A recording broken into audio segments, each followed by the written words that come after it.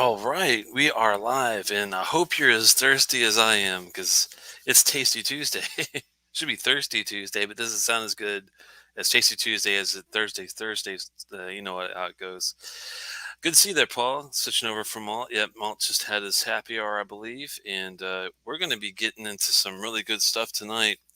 This whole tasting is actually sponsored by Eric Malt Muser. Uh, we've sent each other a bunch of different malts over past couple of years, and we're rounding out tastings with each other. He used to live near me in Philadelphia, but he's moved away to Chicago. Sadly, I won't be able to meet up with him like I used to do some major swaps. But this is going to be I think, a heck of a show. We're going to be getting into some Benromach. Benromach, I say. I want to say Benromach for some reason. Benromach. Benromach. And we're going to be starting off with the 10-year. I believe. I'm not sure what order yet. I'll have to talk to Eric first. But we're going to be doing a 10-year. We're going to be doing a 10-year Imperial Proof, which is a cast strength type version of the 10-year. Also finishing out with a 21-year, which I'm like, never had it, never tried it, always wanted to, and never had the opportunity, but tonight we will, which is going to be awesome. Good to see you there, Cohen, as well. Glad you could make it from California. Good to see you. Oh yeah, hope Thanksgiving was good. It was pretty decent, man.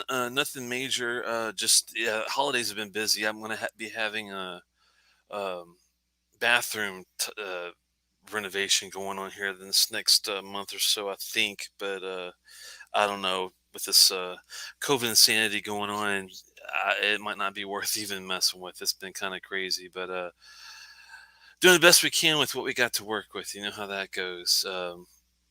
But yeah, hopefully you guys have had a great Thanksgiving too. It did go well. It had great food, great family. You know, just had one person visit because we're trying to be safe with all this craziness going on. But still, you know, really a fun deal. So no problems there. Love Benromach, yeah. Benromach, man. I don't know. It's a tough one. I think I'm thinking of the Glendronach with the Benromach. It's kind of a similar name, but you know how that goes. Here from Malt Muser, excited to hear about this whiskey. Sounds good to me. Canada Deadpool. We're gonna be doing a few whiskeys. Hello, Praying Glenfarclas Family Cast, 60.4% for the show. Oh my goody goodness. Well, this is going to be an interesting one. The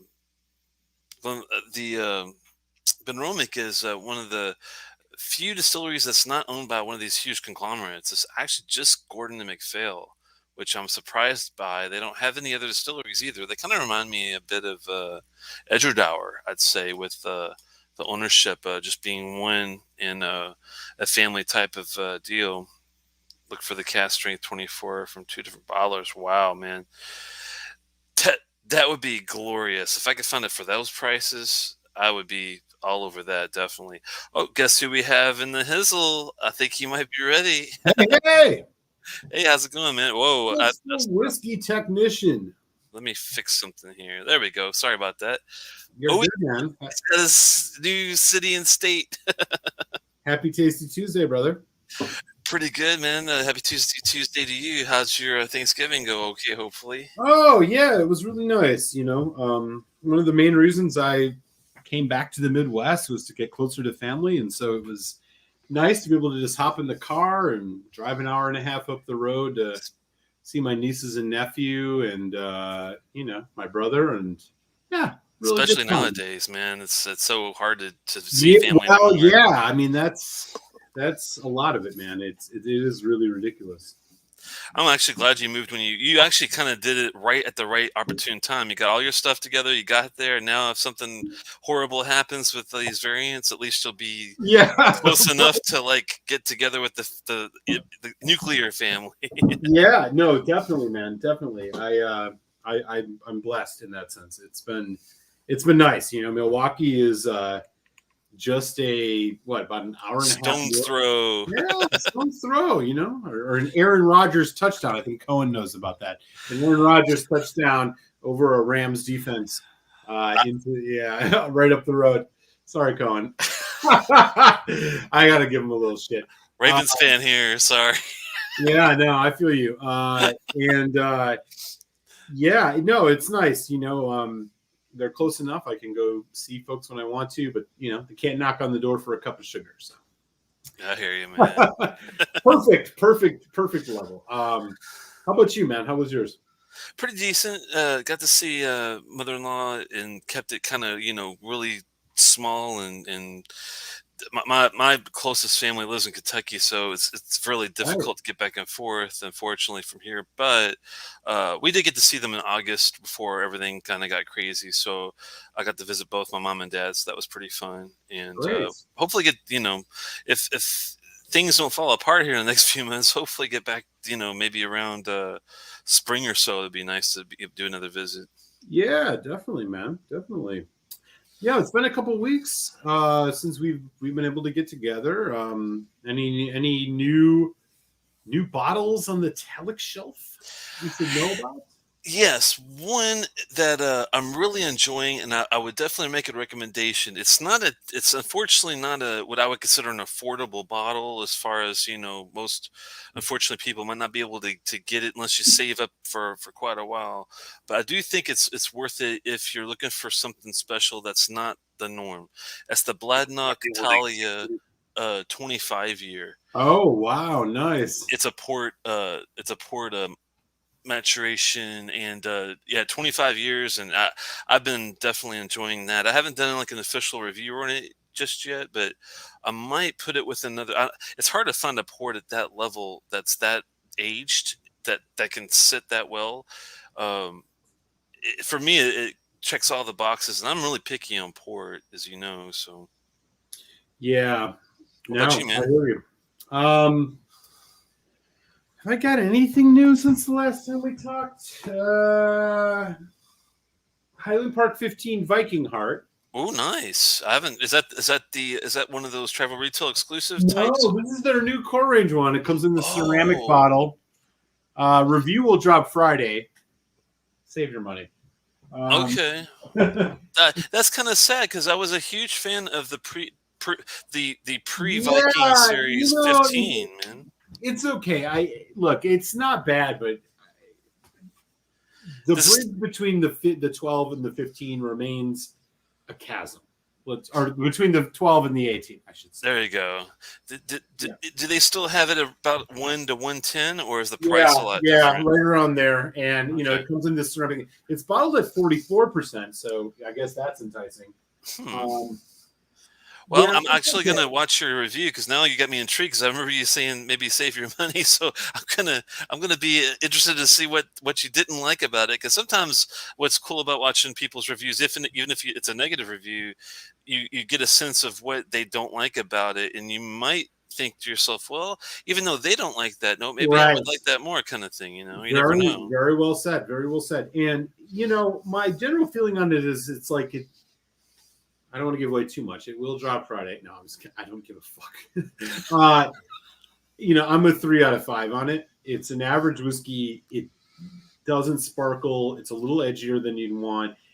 It's so different than the 12 or the 18 in Right. terms of the sherry bourbon. Like I know it's majority sherry, but like it just I don't know. It doesn't fit. The 15s I have found with a lot of distilleries to be really a sweet spot.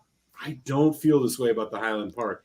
It Let me doesn't have. ask you a quick question. Did you like the previous 15, or did you ever get a chance to have the I previous did. 15? Yeah, I did have a chance to taste it. I liked it a little bit more than this Okay. one, but I wouldn't say I loved it. Okay, I'll agree with you completely that when I remember the 12 and the 18, you could definitely sense the sherry. And the old 15, even I didn't get, it felt more like a bourbon type of cask. But what I did Yeah. like about the old 15, I'm not sure if you got any of this in the new one, but like tropical fruit type notes. Oh, And dude, it's loaded with tropical fruit. okay, okay. This new one, which is again, primarily probably from the bourbon cast. The pineapple notes in this are just. I look. I I might don't. still like it then, maybe. Right, but here's my point though. Like, okay, at the $100 price point, when I think about some of the 15s you and I have had, Oh like the yeah. distillery we're going to talk about tonight, the Benro Mc10, which you can get for $70, or we're talking about Pulp Me 15. I mean, some of these Glengoyne 15, That's a perfect time. I just don't find it's just not that interesting. It's just not that Wow. interesting. And I've eschewed a lot of the big releases from Highland Park. Some of these NASs. I mean, we've had a couple. I think the 16 Rioja Twisted one is, right around the same price, better. I think the full volume NAS is better. It's just, Gotcha. yeah. Yeah, I think they were saying, don't quote me on this, but if I remember correctly, wasn't the full volume like a 17-year or some crazy like? There was no age No? statement on that one. Okay. But speculation can be what it is. I don't know what the age statement was on that. If it's a fruit sweet bomb, still, I probably will like it. I probably would, if Yeah, I by mean, memory, for I might sure. give it a 3.5. But that's Apparently, iffy. yeah, apparently it's going to be core range. Outside of that, did I show you this one? The Tamdu cigar malt. Oh yeah, you briefly just Okay. gave me a glimpse last time. I am haven't eager to opened that see. one yet. Yeah, I got that, and then let me just. Is there anything else? Oh And yeah, definitely subscribe to us so you guys will see when we launch these new reviews, yeah. because I would like to see that Yeah. review. I did get 2 no-kill Holmans. Me. Wow, 2 dude. Holmans. Now I'm jealous because I need to get there's 2 or 3 that I'm needing. So you can find these at Bottled and bond? Potomac Wine and Spirits. This one, dude, bottle and bond. So it's BIB. It's bourbon influenced batch, but it's an homage to American bourbon bottled and bond. This is 50% ABV. I haven't heard of that one yet, but I'm eager now. No, it's 9 years old. It's finished in matured in weeded bourbon. Weeded bourbon, interesting. So it's kind of like it's like a Pappy Kilhome. Yeah, basically. And then the new USA batch number 5. I got this one. Wow. This one is Sauternes, Oloroso, and bourbon. Let me just give you the specs on it. That's quite a trifecta. Bourbon and Oloroso. So there's a new USA batch out.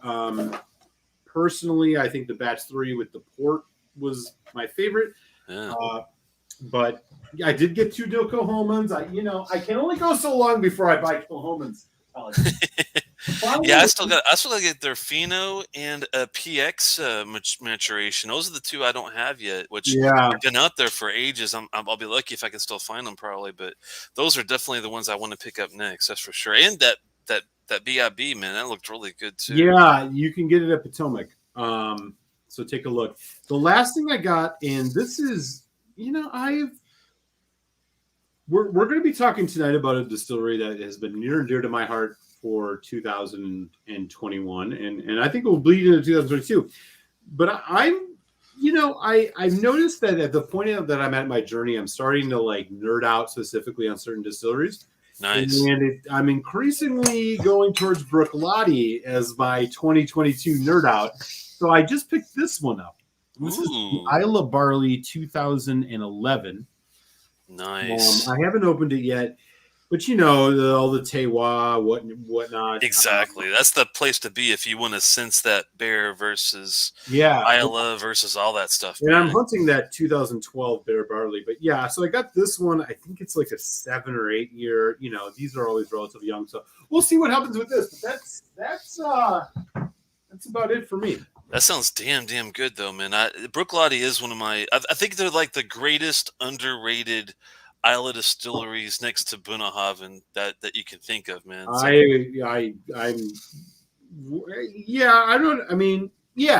to those that are not whiskey, like every whiskey nerd adores the Black Art series and some of their rare OBV stuff, but sadly most of the world doesn't even know what Bruichladdich is, man. It's crazy. Yeah, I know, I honestly will admit I've been late to the game on them. They're not a distillery that I have spent a lot of time buying stuff. I mean, I have a good, I got into the Octomores for a while. But trying to follow all these Port Charlottes and these, I mean, they're just, they're like Highland Park.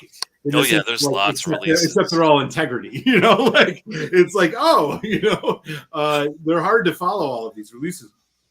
But I'm starting to, again, being in Chicago now, it's like, I see more Bruichladdich stuff on the shelf here than I was in Philly, and so I'm starting to look at them a little bit and expect a few more Bruichladdich Lucky you from me next year. Yeah, good problem to have, right? I wish we saw Bruichladdich out here. I mean, my Petite Cellars place carries a good amount, but man, unless you go there, it's really tough pickings outside of the usual, Scottish classic barley deal, which is a good whiskey. But there's a lot that Bruichladdich offers that most people don't even get to see. All those Port Charlotte releases he's talking about, and the regular stuff, and their Octomore series. It's all over the place. Totally.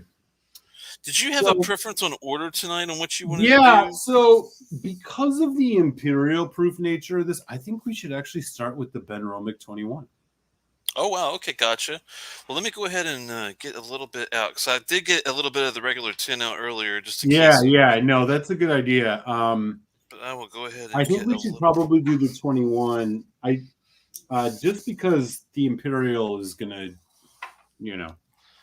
And don't forget, you still have the regular 10 that we're going to be looking at too, I think, right? Yes, yeah. We're going to do a little 10 by 10 comparison. That's going to be awesome, man. So, just by way of introducing things. So, Telex and I are going to talk about Benro Mc tonight. And I want to say this was upwards of a year ago, if not a little bit longer ago, Telex and I tasted the Benro Mc Organics. This is our second Benro Mc show. We did the Benro Mc Organic and the Benro Mc 15. And I recall, both of us were floored by the Benro Mc 15, which is a 43%er. Really, really great whiskey. And I think, tonight we're going to have a couple other ones here that I'm assuming we're going to, potentially have high praise for. That Organic and 15 were definitely great. I've been lucky enough to have the a peat smoke 2006 before. Yeah, that I actually really like their peated whiskeys too, which is pretty good. Yeah, and so Benro Mc, just by way of kind of letting folks get some info on them. So they are a Speyside distillery with a couple of unique traits. Number one, they are owned by an independent bottler. So much like if you were on my happy hour earlier, we were sampling a Balakin, which is Edgedower. Yeah, Edgedower is owned by a signatory. Benro Mc is a distillery owned by Gordon MacPhail, and they recently went through a rebrand. A very drastic one too. Surprisingly, very drastic one. So. This is what their new kind of rebrand looks like. You chuckle as you say that. I'm wondering, do you like it, love it, hate it? What is your feeling? I want to put this to our folks in the chat because I'm not sure. So this is the old kind of label, Benro Mc, circa up to 2019. This is kind of what they look like now. Right. I tell you what, just because my wife's an art director, I guarantee you the reason why they did the shift on the white with the red is the POW that it pops on a shelf. But see that. As a guy, I appreciate the candle wax old school feel. I personally prefer the old look, but I understand why they're doing this new look at the same time, which is crazy. Yeah. I don't like it as much, but I understand why. No, I'm totally with you there. I'm going to be completely honest. I don't like either of them. Like, to me, the old Benro Mc looks kind of like it's a wine. Yeah, it's very indescript. One looks like it's a cheap vodka. Like, you get the Papa vibes from it, didn't you? The font, everything. Look, Benro Mc. Best joke all year. Sorry, man. I had to throw that one up. No, there. That's good. That's good. Look, their branding is not great, in my opinion. However, this is a distillery that I have a lot of high praise for. They are one of the few that still uses dunnage warehouses. Everything that they do, I believe, there are little exceptions. Is first fill casks. You're right. Usually It's first all fill first sherry. field casks. Yep. And they offer a peated line. I have a lot of Benro Mcs in my collection, which is really nice. And I really, really enjoy their whiskey. I think I have jokingly referred to them as the Springbank of mainland Scotland. Yeah. In that they're the Springbank of Speyside. Right. There you go. That's a good analogy. I like that. Yeah, they bring a uniqueness. There are some things I don't like about them. They are very not good about telling about chill filtration and natural color. And unfortunately, I think a lot of their whiskeys fail those tests. But the Dunnage Warehouse element, giving it that earthy tone, that extra kind of dynamism to the whiskey, I think gives it character. It's a characterful whiskey for those who are kind of in that intermediate whiskey range. Benromach is something that I think, like Craigellachie, like Glencadam. Like Glencadam. Yeah. Like these are distilleries that I think did, like Deanston to some degree. Like I think these are distilleries that Bunnahabhain will be appealing to people with a palate that's moved beyond kind of the more introductory stuff. And so I think the reason why I love them so much myself is the first fill makes such a big difference on the purity and the strength of the flavor of the whiskey, and that to me is paramount to the enjoyment overall. You know what I mean? I think I'm in 100% agreement with you on that. So what we're going to look at first tonight, and this is strictly because of the ABV that we're going to be encountering tonight. This is the brand new release of the Benromach 21 years old. Let me put this on. Give me 1 second. Let me pop you on the. There you go. This is the Benromach 21 years old. It is in a large, ostentatious box. Nice Soviet red. Yes. Soviet white. And just needs the anchor up there, whatever the sickle. This is bottled at 43%, and it is natural color, as it says here. I believe at least they put that on there. Yeah, I believe this is chill filtered. This is matured in the finest first fill oak casks, which I believe are all completely sherry. Benromach, let's see. We keep things simple. Our small team of distillers relies on the expertise. Blah blah blah blah. Founded 1898, so about exactly 100 years after Highland Park. This is the bottle itself. Again, this looks like your cheap bottle of vodka that you would pick off the bottom of the shelf. But it is what it is an inside that counts. This is a natural colored whiskey. Let me just give you a little. Not to thank Eric for he's sponsoring this show tonight. He was actually gracious enough to send all three of these. So I really, really, really appreciate it. Now, and if you want to go first on any of these, feel free to do that too, because I feel bad, man.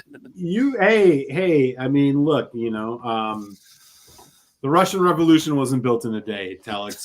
we all have a role to play here.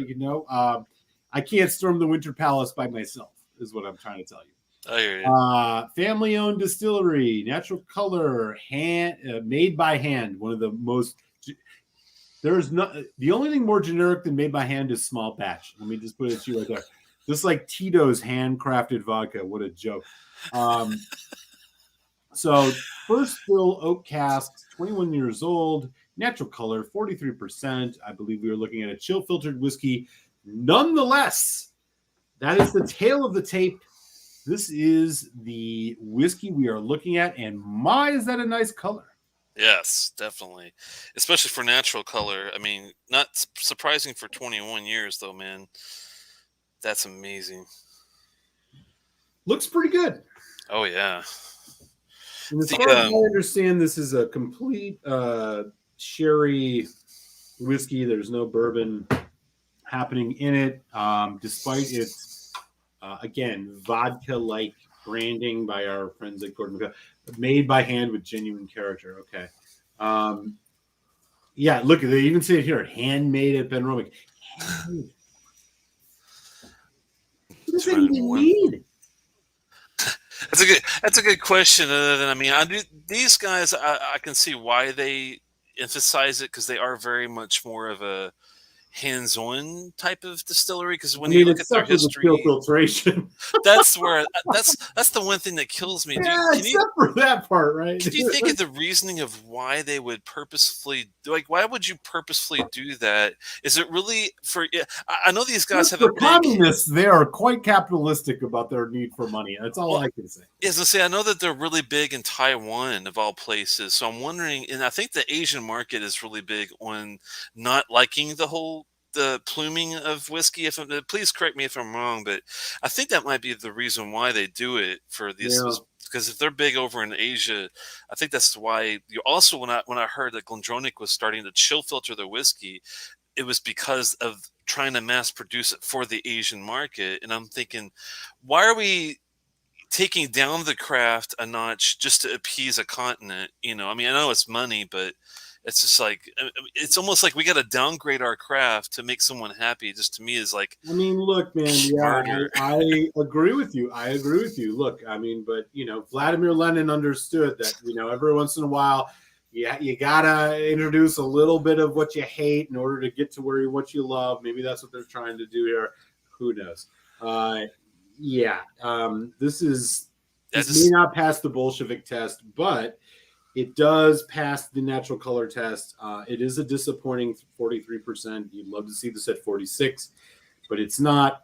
So this is bottled basically like a Glengoyne. Natural color, 43%, 21 years old. You'll find this around that, $120, $130 range. that's a great price. I'm seeing. Comrade, I'm going to let you dip your nose into this, capitalistically poisoned single malt, and you tell me where you're at. I'm seeing. I'm not sure if this is true, but first fill sherry and bourbon casks in this one. Did you get the same thing? Oh, interesting. It only says, here's what it says: matured in the finest. This is why the way they say things is important. Matured in the finest first fill oak casks are 21 years old single malt leads with sweet sherry aromas. Okay.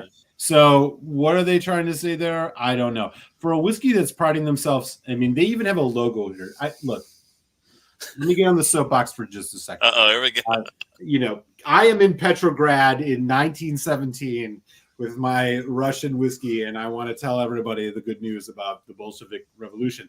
However, if you notice, they have this little symbol here. It is not a hammer and sickle. Instead, it says barley, water, people, and yeast. So they are into people power. Okay. However, it belies the fact that they don't tell you jack shit about this whiskey other than the fucking marketing about how it's people and water. Oh, everything's so simple. We're a family thing, except, guess what? We're not going to tell you what it's matured in. We're going to put it at 43%, and it's chill filtered. Oh my! A lot of fluff going on here is all I'm saying. Let's not let that take away from this, this good juice. Oh yeah. Which I'm hoping it will be. And these are my pours, and so I'm going to hand things over to Telex, the whiskey tech, to kick us off. Oh man, two great notes right off the bat for me were the first one was a really distinct, like not a cheap cherry, but a really good cherry pie like note, fresh cherries with this almost like a what is that? Cherries in a little bit of citrus, but also some like cedar type chest wood. It's got like this really nice cedar kind of a. I think that's that Dunnage Warehouse thing. Like it's not funky, but it's got that antique-y kind of smell to it. So what you're basically saying, I mean, when we talk Dunnage Warehouse with a whiskey this Russian, we're basically talking about the torture floors in the basement of the Lubyanka, right? That's what we're really talking about here. Blood of our comrades. I kid. Okay, enough. Please continue.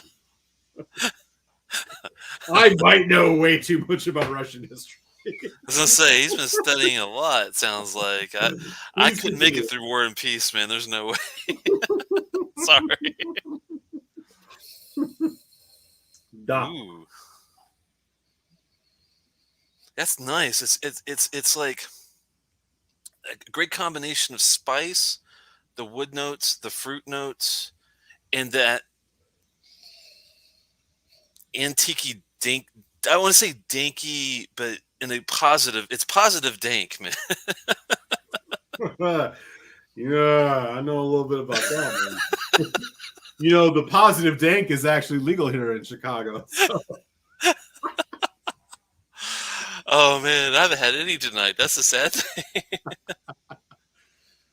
I'm with you, Telex. The first thing I noticed on this dram, a lot of fresh, bright red fruits. I mean, Oh yeah. like you are walking through a strawberry patch. Oh yeah. John Lennon.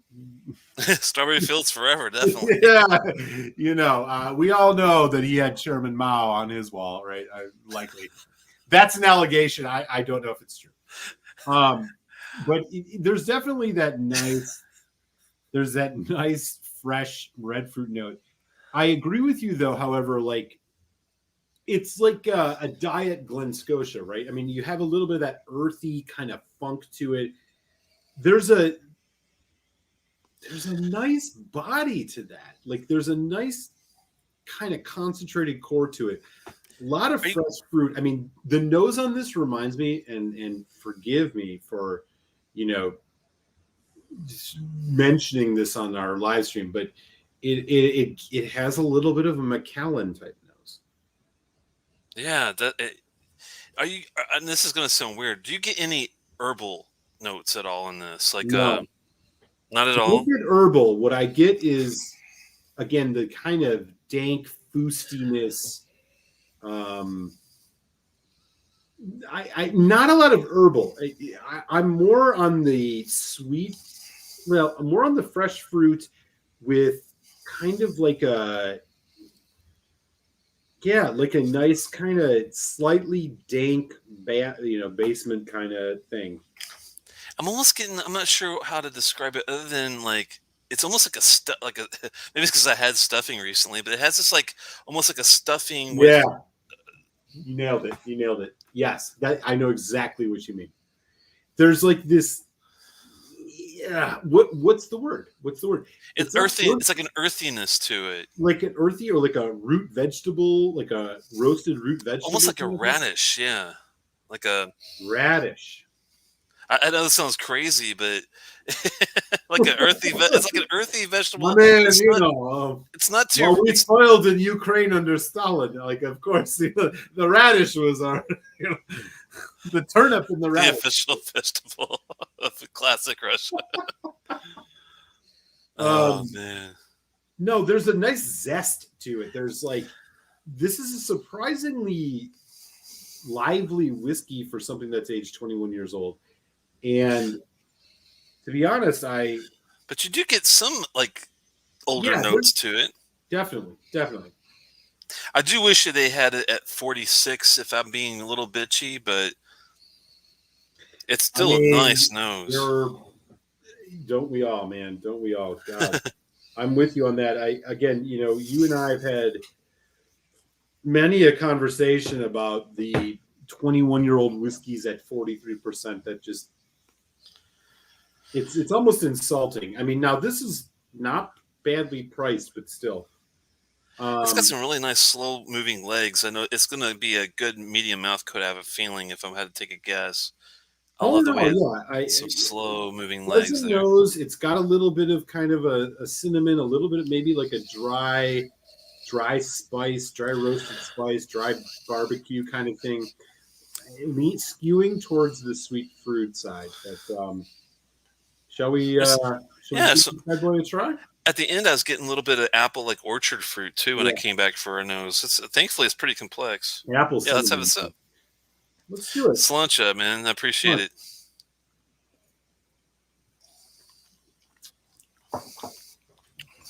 Oh, wow. Okay. That was not what I was expecting, but in a good way. Wow. That's very much. Oh, wow. Okay. I mean, for 43, I didn't have a warm-up dram, but for 43, it's got really good power on the taste. I think it's the first fill casks. Mm-hmm. Okay. It's an explosion of definitely the sherry notes are there. It's got a real nice dried figgy, but it's got some nice sticky toffee going on Yeah, too. A little bit of I say molasses. It's got like some real thick, nice, darker notes that are deceiving to me because it's like you look at it. I mean, it's got a nice color and it's got a nice nose, but the palate it makes it even more of a star to me. it almost toys. It almost borderline toys with like a black licorice anise. Hmm. Not it doesn't go quite as far, but I get a huge kind of like a black licorice suggestion on the nose. Yeah, I mean, it's got some like sassafras, some like Yeah, yeah, root. You know, we were talking root vegetables before. I feel like it's more pronounced now on the taste. I mean, like like a syrupy root beer. yeah. It's very syrupy, very thick. It's almost like a root beer finish with some with a little bit of cream in there too. It's got a nice wow. Okay, that was this is it's funny because the nose is decent, but the palate, man, just is like a freaking phenomenal wave of flavor, It really is. Do especially you? for I'm 43. curious if you get like kind of like a stewed fruit. I mean, almost like a overripe plum. You know, maybe we're kind Oh of talking wow, with something that sassafras raised, but like a you know like plum, you're almost right. like a prune, almost. It does beneath that wave of that Rudy sassafras. You also can get like a real deep. I mean, it's like a very well juiced prune, man. It's like it's this is not a this is also what I like about this a lot. It's not a drying dram at all. There's nothing dry Not your about mom's it. prune. This ain't your grandma's prune. Yeah, man. This is like I mean, and the cool thing is there's spice there, but it's not. It doesn't overwhelm you with like white pepper or black pepper. It doesn't like No. it, but there's a lot still of flavor there without all this crazy over the top spice or over the top other things that Yo, usually man, kind of give cloud it it. another taste right now, and like focus on that end of the development, go into the finish, where the spice hits. It's like it just gets better. It's like Mhm. a nice quality bourbon. You know what I mean? Oh yeah, Like, like it's dry but not too dry. It's juicy but not too juicy. It's there's hints of leather. There oh are yeah. hints of like tobacco, I was gonna say you got a tobacco kind of flavor. but none of it is so much that it overpowers anything else. Even the drying nature. This is not tannic whiskey. No, It has a dryness which is almost like you'd think like from a cinnamon or maybe even like a clove to some degree. yeah, it's Almost, weird. but it's It's not too a much. little bit. It's like it's more like juicier than dry, which I really appreciate. Yeah, yeah. Seriously, I'm seriously. gonna I'm gonna have a little more with some water on it. Man, Yeah, one of those that times. is unbelievably good for a 43% deal on taste. I can't believe Fucking A, man. it's only 43. Deceptively good. Like this dram, much like the Red Army invading from the Eastern Front. I mean, this gets stronger by the sip, and that's primarily because if you turn back, you know, Stalin would have you shot. But you know, all right, Yeah, I'm done with the Russian stuff. don't turn around. Yeah, no, like every time I go into this, I like it more. And there are seldomly whiskeys that I feel like Wow. the level of dynamism that's coming from each sip of this is honestly getting better and better. Like, my God, the nose on this right now, it's like brown butter, molasses, and like maple syrup. Let me ask you a dumb question as someone that is definitely not a bourbon guy. I'm assuming that if you take a bourbon and you age it 20 years, you're not going to get anything like this. This is like its I, own yeah, form. primarily like the problem with heavily aged bourbon has to do with climate. Yeah. So like, you know, there are some people, yes, there are exceptions to the rule, but primarily, you know, for me, and I think most people would agree, bourbon sweet spots in that like 9 to 13 years, because like you're just gonna get it over oaked otherwise. This is like kind of straddling that fence, you know. Wow. You're right. The water changes the notes on this Oh so man, much. it's become so juicy. I've got like more of, yeah, like your like juicy fruit gum meets a collective of pears and apple, like orchard fruit. Huh. Complexity is deep and immense with this, despite what I would say is like a medium, maybe leaning towards medium light viscosity. Like this is a back end developing whiskey for sure. It's weird because visually it looks like it's visually thicker than it is, but it's Yeah. not as thin as a Glengoyne, thank God, either. It's kind of I like mean, that nose, man, in that between. nose, like brown sugar. Like, have you ever had, even with bourbon? I don't know if I've had a cleaner brown sugar note than I get off of this. And it's like right, it's like medium. It's not light brown Oh, sugar or yeah, dark. It's like right in yeah, the medium. it's right there. Wow.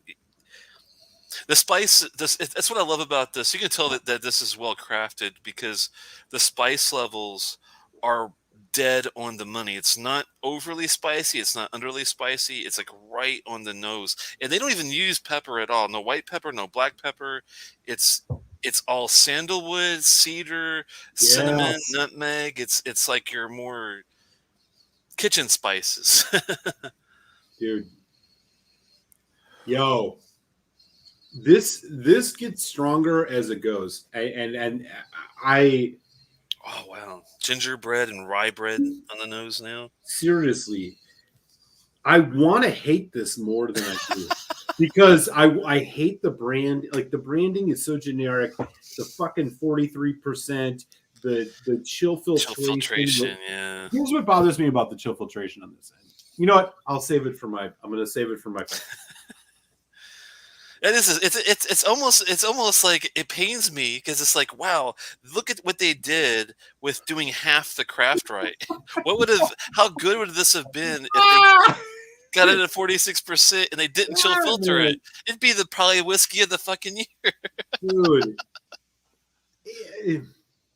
I'm holding back. I'm gonna hold it back for my final thoughts. But God, the nose on this is glorious after the water. You're right, man. Okay, taste time.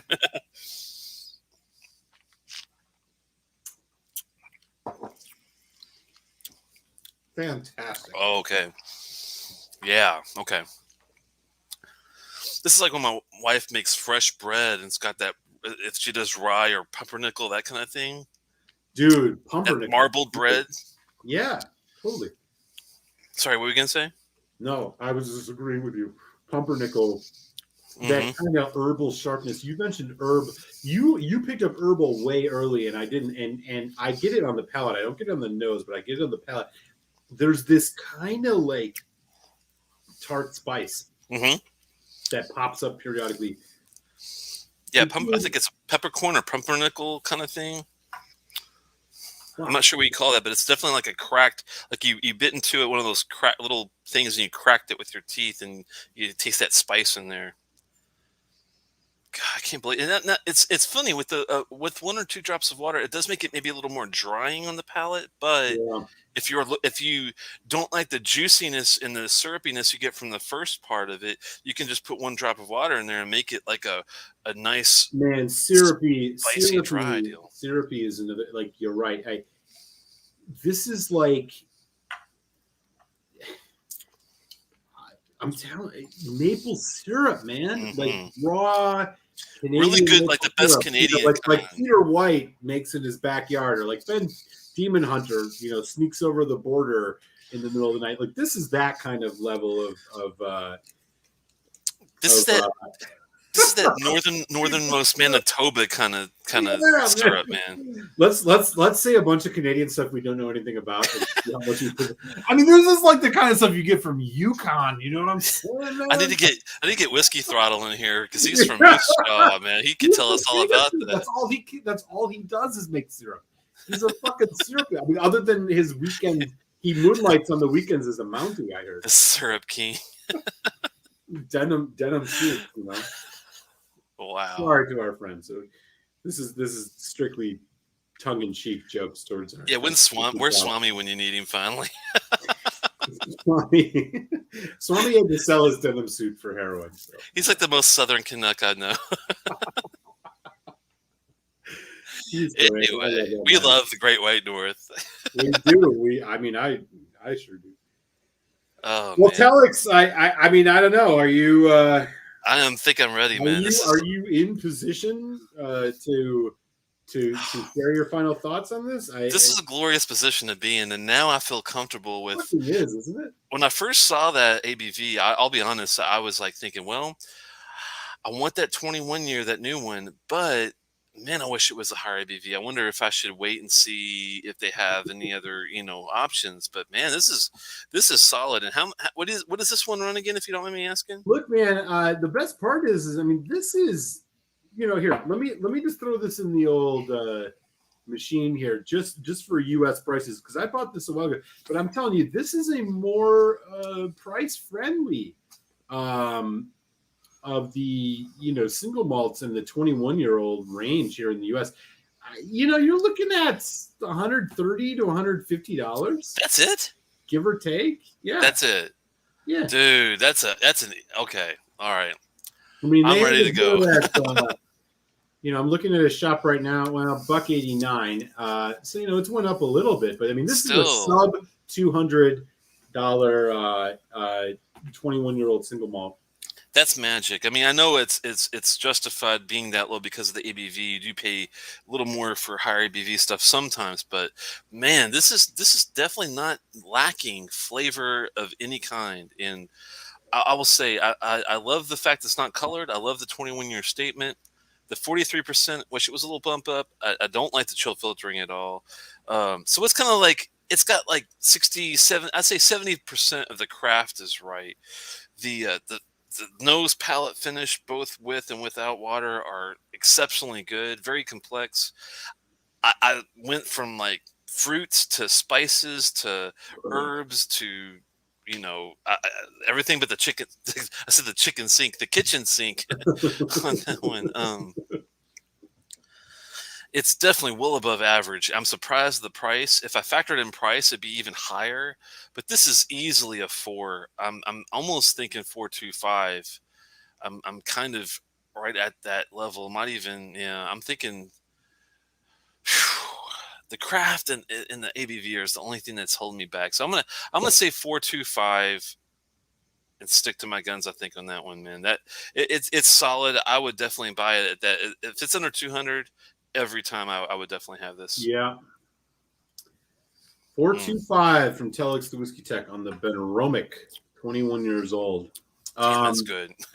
I love it. It really is. There's something about, I'll get into it here. So let's talk about the positive. First, I'm sucking out the sample bottle. It's so good. Well, Telex huffs the sample bottle. I'm going to share my final thoughts there. Let's focus on the positives first. This whiskey punches above its weight. It's incredibly just like thick and decadent, despite the 43 age statement. It gets stronger as it goes, which is not something I say often for many whiskeys. This gets more interesting the more you sip it with water. It gets even more dynamic. I forgot to mention the first fill is a big factor too. Yeah, man. The first fill on this, I think, is key to what they're doing. I'm a seriously big fan of this.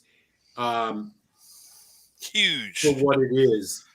Now, on the negative side, fuck these assholes and their goddamn handcraft bullshit shit marketing all over this. This is not a handcrafted whiskey. There's no such thing. Don't ever believe that. Just like Tito's vodka, it's complete crap. The 43% is, again, in this day and age, in this world, to put this out at 43% is embarrassing. They should put it at 46. Especially, and here's why. Look, Dalmore and Glengoyne They don't run around talking about how they're handcrafted whiskey and how it's all this and that, and it's all just made from these pure elements. Hell, they Fuck throw it over you. their shoulder. Fuck you on your goddamn bolded, made by hand the Benro Mc way. Fucking bullshit. This is their marketing is total crap. Do not believe the marketing. However, you believe in the whiskey. Here's a switcheroo. If only what could have been the horizon on this has yet to be seen. It would be really great if they just went full craft because they have so much going for it. True. Dunnage warehouses, first fill casks, natural color. These are all really, really good elements. Look at Glen Scotia. They're a great example. Now, there's debate about whether they chill filter some whiskey, but nonetheless, they go 46%. I really wish they would live up to the branding that they're trying to lie to you about. Right. Putting all of that aside, this is a seriously good malt. It's at an affordable price. If you like something on the sweet side, if you're a bourbon fan, the amount of decadent bourbon flavor you get out of this without too much oak, without too much cloying sweetness, Yeah. is there. Great casks. I think they're using really good casks on this. You know, marketing aside, totally respectable whiskey. I'm going to join Telex with a 4.25 on this. I Nice. Wow. I can't believe we I agreed on really that one. can't. I would almost bump this up higher. Again, if you had, I was close. The price is what does it. If this was at 230, like a Springbank, like fucking, this would be a 4. But this whiskey is really good despite their obtuse attempts to lie to people about the craft of this whiskey. I wish they would put this shit away and be done with it and just be what they are, because what they are is really, really good, y'all. This is a really good distillery making really good whiskey. I just wish they wouldn't, as Ralphie would say, clip their wings in order to try to appeal to the masses. I'm sorry, is this going to appeal to you? We've all had a bottle of Skoal vodka in our lives. We've all had a bottle of $18 Smirnoff. That's what this looks like. Shitty choice. Nonetheless, sadly, this is what happens when you get marketing teams that do know about like color and stuff, but they don't know about like the correlation of other brands with that color scheme. It is weird. Yeah. And I want to lift up a common code. All whiskey is handcrafted unless they have robots. Exactly. It means nothing. It signifies nothing. It's like saying something is small batch. These are words that mean absolutely nothing. And it's everywhere on here. Handmade. Here, let me just. Let's count how many hands are on the pie. Let's just do it. Okay. Handmade. That's 1. Handcraft. That's 2.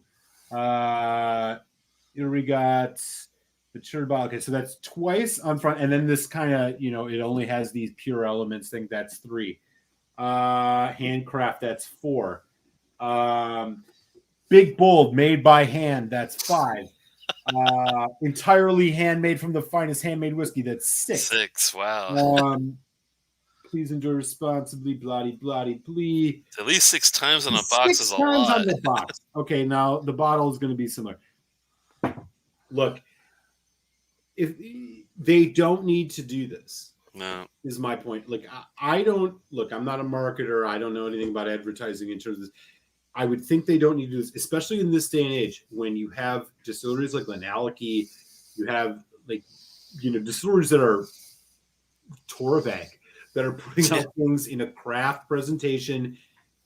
Who the fuck do you know is going out to the store to get a bottle of scotch and is going to buy Benromach? Like, they're going to get Macallan. They're like, are they really? I don't know. Yeah, we don't need to go too much further on that.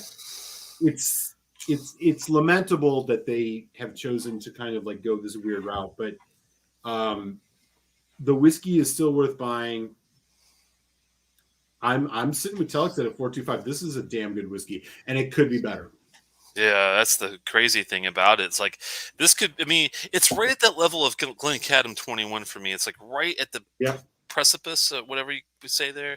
It's like right there. It's just that I think the only reason it's getting hold back is because of those things. Yeah. No, I agree. I agree. And look, a good whiskey should be good at 40%. I mean, I think about Middleton, the Middleton releases of Oh Irish yeah. whiskey that are 40%. It's like it should be good. And this is definitely good, but there's just no reason for the cheap shortcuts that take away from what could be considered a seriously craft whiskey. And I don't think that they would lose anything from it. Not at That's all.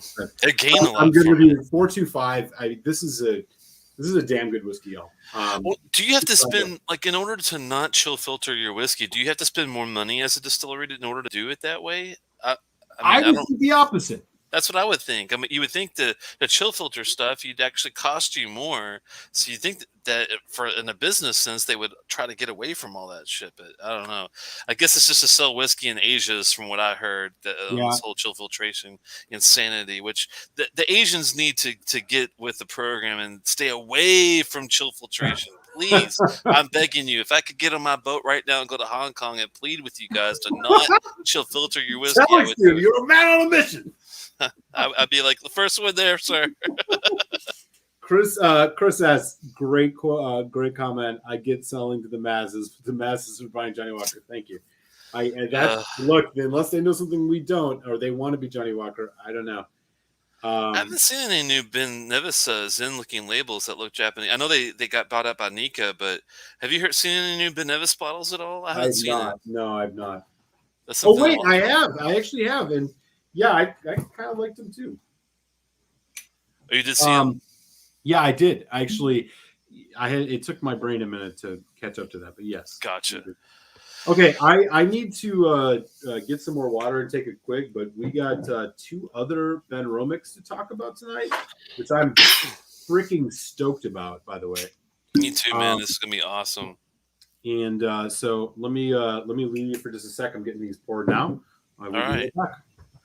While he's doing that, I'm gonna pop him out here and see if I can find this new Ben Nevis bottle. I'm sure it looks nice. Let's see. New look.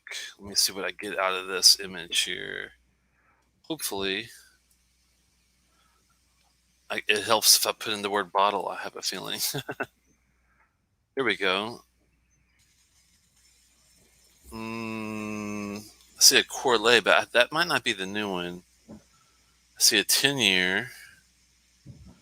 That looks interesting. I'm trying to see if I definitely see the old one. That's not the one I'm thinking of. I'm wondering if it's this real more clean. Does it have like a little mountain in the middle of it? That's like almost like a logo type design mountain. I'm thinking that's the one you're talking about. Let me do a quick screen share. Share screen. Are you talking about this one? Are you talking about that one? I'm just curious. Is this the one that you're talking about, Cohen, or is it a different one? Because that is tight. If this is the new look, I don't dislike it. It's a little it's more basic than I thought it was going to be, but I'm not opposed to it. Let me know. I'm gonna stop sharing just to see if that's the one that is. Is this the one that you're talking about? Let me see. God, I could drink this Benro Mc10 all damn night. I hear you, man. Is this the one you're talking about, Eric? Yes. Yeah. I think that's right. That is a nice clean look. It's more basic than I thought it would be, but that doesn't take away from the whiskey, definitely, and you can see that from a distance. See, this is what Benromach should have thought. They should have got away from the red and went with a more softer, like keep the white to pop, but get like a different contrasting color than red, because red just means danger or warning to me when I see it from a distance, usually. Yeah, you're completely right about that. He says very Japanese looking. Yeah, it is. It does have a more clean lines, kind of a classic look to it. So I think that's That is a good deal. Do they have any new years? Because it's really hard to find like a 15 or a 21 or 18 or 25 year. Do they have any? I mean, they're mostly all indies, That's the I have a bad thing. 21-year-old Ben Nevis behind me, but I mean, it's they're all indie bottlings. I do have the regular 10-year release that was really, really good. And I wanted to try that. They have a 15 and even a 20 something, but I never had a chance to try those yet. All right. So we got 2 more Benromacs coming your way, and we're gonna take a step back from the $100-some price point and go down to the classic 10-year-old. So the bottles that we're gonna look at tonight on the 10 range, these are older bottlings. So this is the old labels of Benromach. You may still see these. Let me pop you in here 1 second. Yeah. There we go. Yeah, we got a 10-year-old, and this is what they look like. We have a 10-year-old, and then we have this 10-year-old Imperial Proof. Now, the Imperial Proof is British Imperial Proof, not U.S. So the 100 proof is actually 57% ABV. Now, a couple things I want to point out. There's that word again, handcrafted. Okay. Oh, no, not again. Yeah, so this is the bottle. This is what they look like. Yeah, I like the old kind of the classic writing thing. Yeah. So let's just start here. So the 10-year-old here, which I have in my hand, this is 43%. And this Imperial Proof, again, British Imperial Proof, is 57%. Small batch. Oh, you're going to love this. Listen to this sentence. Listen to this. Small batch. Here we go. You ready for this? At Benromach, small batches of whiskey are distilled by hand using the finest barley, malted with a touch of peat smoke. Keywords there you should be afraid of, or at least not afraid of, but you should not take seriously anytime you see them on a bottle, is handcraft and small batch. They mean nothing. There is no legal definition of those. Anyways, so here's the deal on these whiskeys. They provide even less information on the box and the bottle, which is unfortunate. But I want to point this out. If you open the box up here, Telex, look what comes out. Uh-oh, what do you got there? There's a little booklet. And now watch this. If I go through this booklet, which is filled with words and advertising and all of the stuff about Benromach, all of a sudden I get to a tasting notes section. And in the middle of that sentence, here's a paragraph with no bold. I want everybody to see this. Look at this paragraph. This is one of the many paragraphs of language that they give you in this booklet at the bottom of the Imperial Proof. Here's what it says. This whiskey has been bottled without chill filtering. And as a result, a completely harmless sediment may form in the bottle. It's in the booklet, in the bottom of the box. That was poor marketing. Big time poor marketing on that. They're breaking our hearts here, man. Telex, they're breaking our hearts. We're trying to spoon feed it to them too. We're trying to get them to change their ways. We're trying so hard to share our love of Benromach here, and this is what. Have you ever seen a whiskey that shares that level of a serious piece of information inside of a booklet? I gotta see that. Hold that up there again. I just want to see the whole thing. So here's one side of it. Wow. This is the Imperial Proof. Look at all of that. That is then, a lot of if stuff you go to the other side, right down there in the second paragraph. That's crazy. It says this whiskey has been bottled without chill filtration. Buried. Don't bury the regular that, 10 doesn't even come with this book. So here's what we're looking at. The regular 10, there is no reference to natural color or chill filtration on it, although it says handcrafted more than 3 times on the back. So it's handcrafted. I hope you guys are excited about that. They're right. The Imperial Proof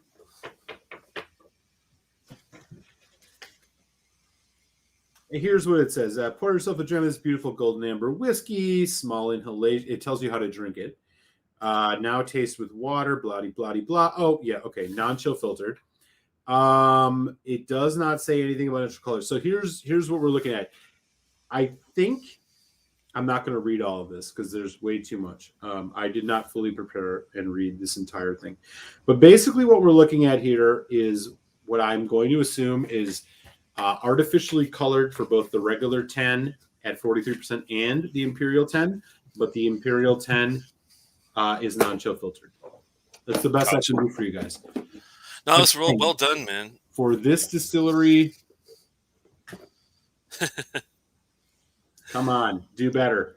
The only thing I could add to what Eric was saying, and he did great research on that, I was digging up some stuff on the side, is that both the regular 10 and the 10 Imperial are slightly peated. So I was curious about the ppm level in this, and the real ppm, not the residual crazy crap. But this is a 12 to 14 level, which sounds about right from my I've had the peat smoke 2006 before, and it was at the same level. So this should be a really good taste. They use Highland peat with this, from what I've gathered too. And what I'm really bummed about here, Telex, and I don't think the camera is going to do this justice, but since you have both of those glasses in your hand, hold them up.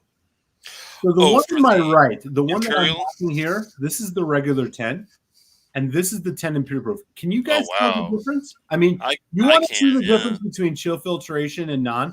This is chill filtered. This is non. I mean, look at the difference there. That's good. That's a good idea. Let me pour this out. I haven't poured the Imperial yet. Yeah, look at the brightness difference.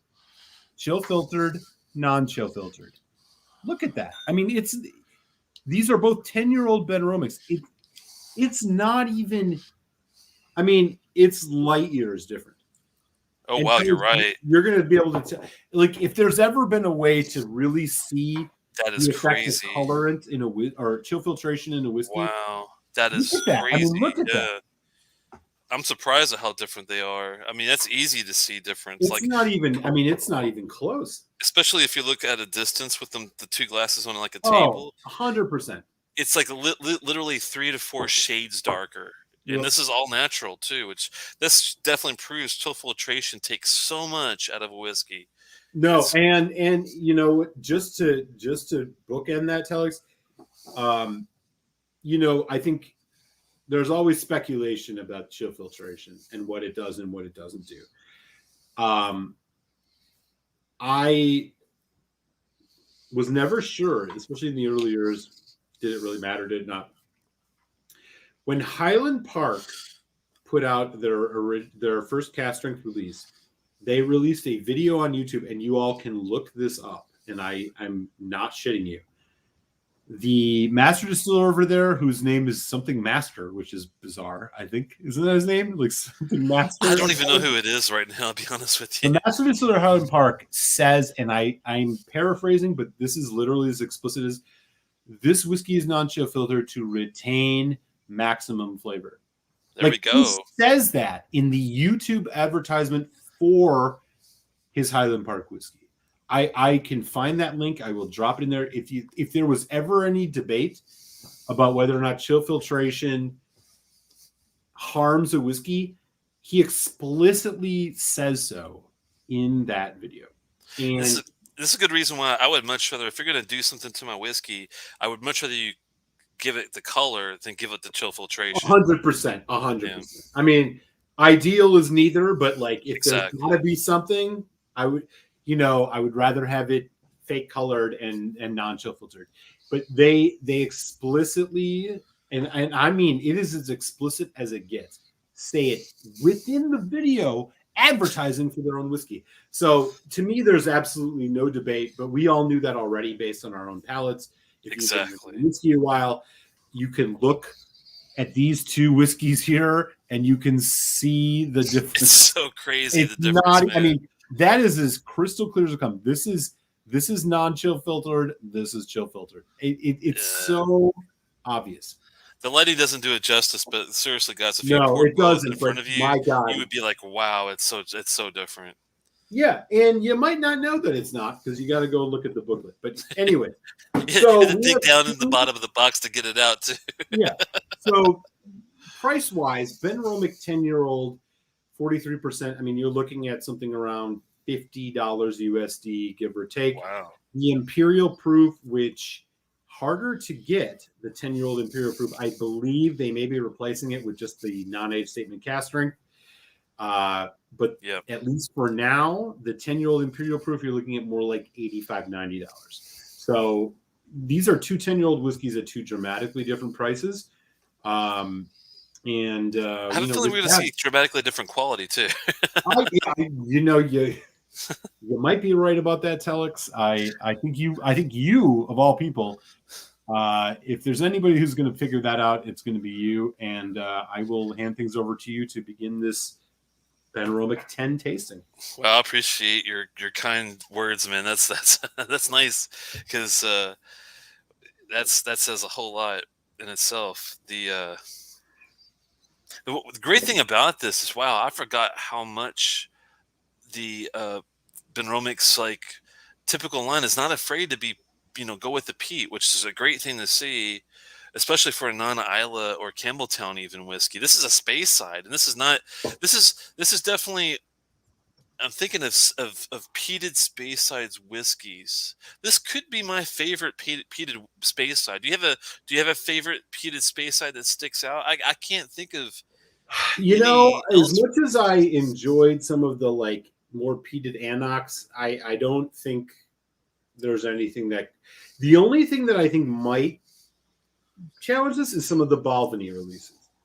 Yeah, Balvenie does have some really nicely peated whiskeys. I will say this to me is on par with the quality of peat that's used in the drams, and I'm pretty picky. Like, I have found some anox that I do like and some not so much. Yeah, and usually the Balvenie peat I'm with, but the Benromach is no slouch when it comes to very well done peat. So if you like Isla peat, you like Campbelltown, you're thinking, I want to try something like it, but a little different. This is definitely the best place to start with, I'd say, guys. Yeah, I'm in complete agreement with you on that. It's got some really nice, like ham and bacon notes, or the first two things I got just coming off with a slight touch of smoke.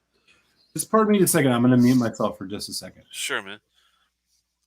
The first thing I got was like a ham with also a little bit of bacon, but more on the ham side. It's a little touch of smoke with a little bit of citrus fruit. Spices, too. You can get spices even on the nose. It's a pretty powerful nose for only being 43%, too. I believe Eric said that this was a straightforward. Is there sherry involved with this as well, or is this just Yeah, they're both bourbon and sherry. Bourbon and sherry first fill. Yep, I see what you're saying on the classic 10. Okay, wow. You could definitely get. I'm glad that they mixed the sherry with it, or use sherry as an influence too, because it definitely shows. I think that's why you always get some nice dried fruits off of Benromach drams. Still, and even for 10 years, it's got that same kind of danky, kind of nice, funky note to it. Not as maybe complex as a 21, but still as much power there for even at a low ABV, which is nice. I hate to digress, but I'm going to post this link. Sure. For everybody in the chat, of Highland Park admitting that chill filtration removes flavor. I'm going to just post this in the chat. I do encourage folks to, open another window. Maybe don't watch it now while we're going through this, but I want to make sure I share this before I don't. Before I forget, the link that I just put in the chat, he admits explicitly that chill filtration, the reason they don't chill filter the new cask strength is to retain as much of the flavor, which of course means that chill filtering removes flavor. So if you were ever looking for any type of justification for that, and if there was ever any doubt in your mind, this is from the master distiller at Highland Park himself. It is in the chat. Please continue. Nice. No problem, man. Thanks for popping that in there because I did want that people to see that too. Yeah, Because everybody should really see that. If you hear a lot of people on YouTube, Telex and I, and other whiskey tubers who are always talking about this, and when you're especially when you're getting in your whiskey journey, like you don't. I mean, who knows, right? I didn't know what the fuck it meant. I'm like, what's the difference? Like, I can't quite tell. Believe me, like you pick it up as you go along in your journey, and you'll realize it in your own time. But that is the link I just put in there is explicit. Is the master distiller of Highland Park, one of the biggest Scotch whiskey makers in the world, and a respectable one at that, saying that they don't chill filter their new cask because they want to retain as much of the flavor. And that's all you need to know. From there, make your decisions accordingly.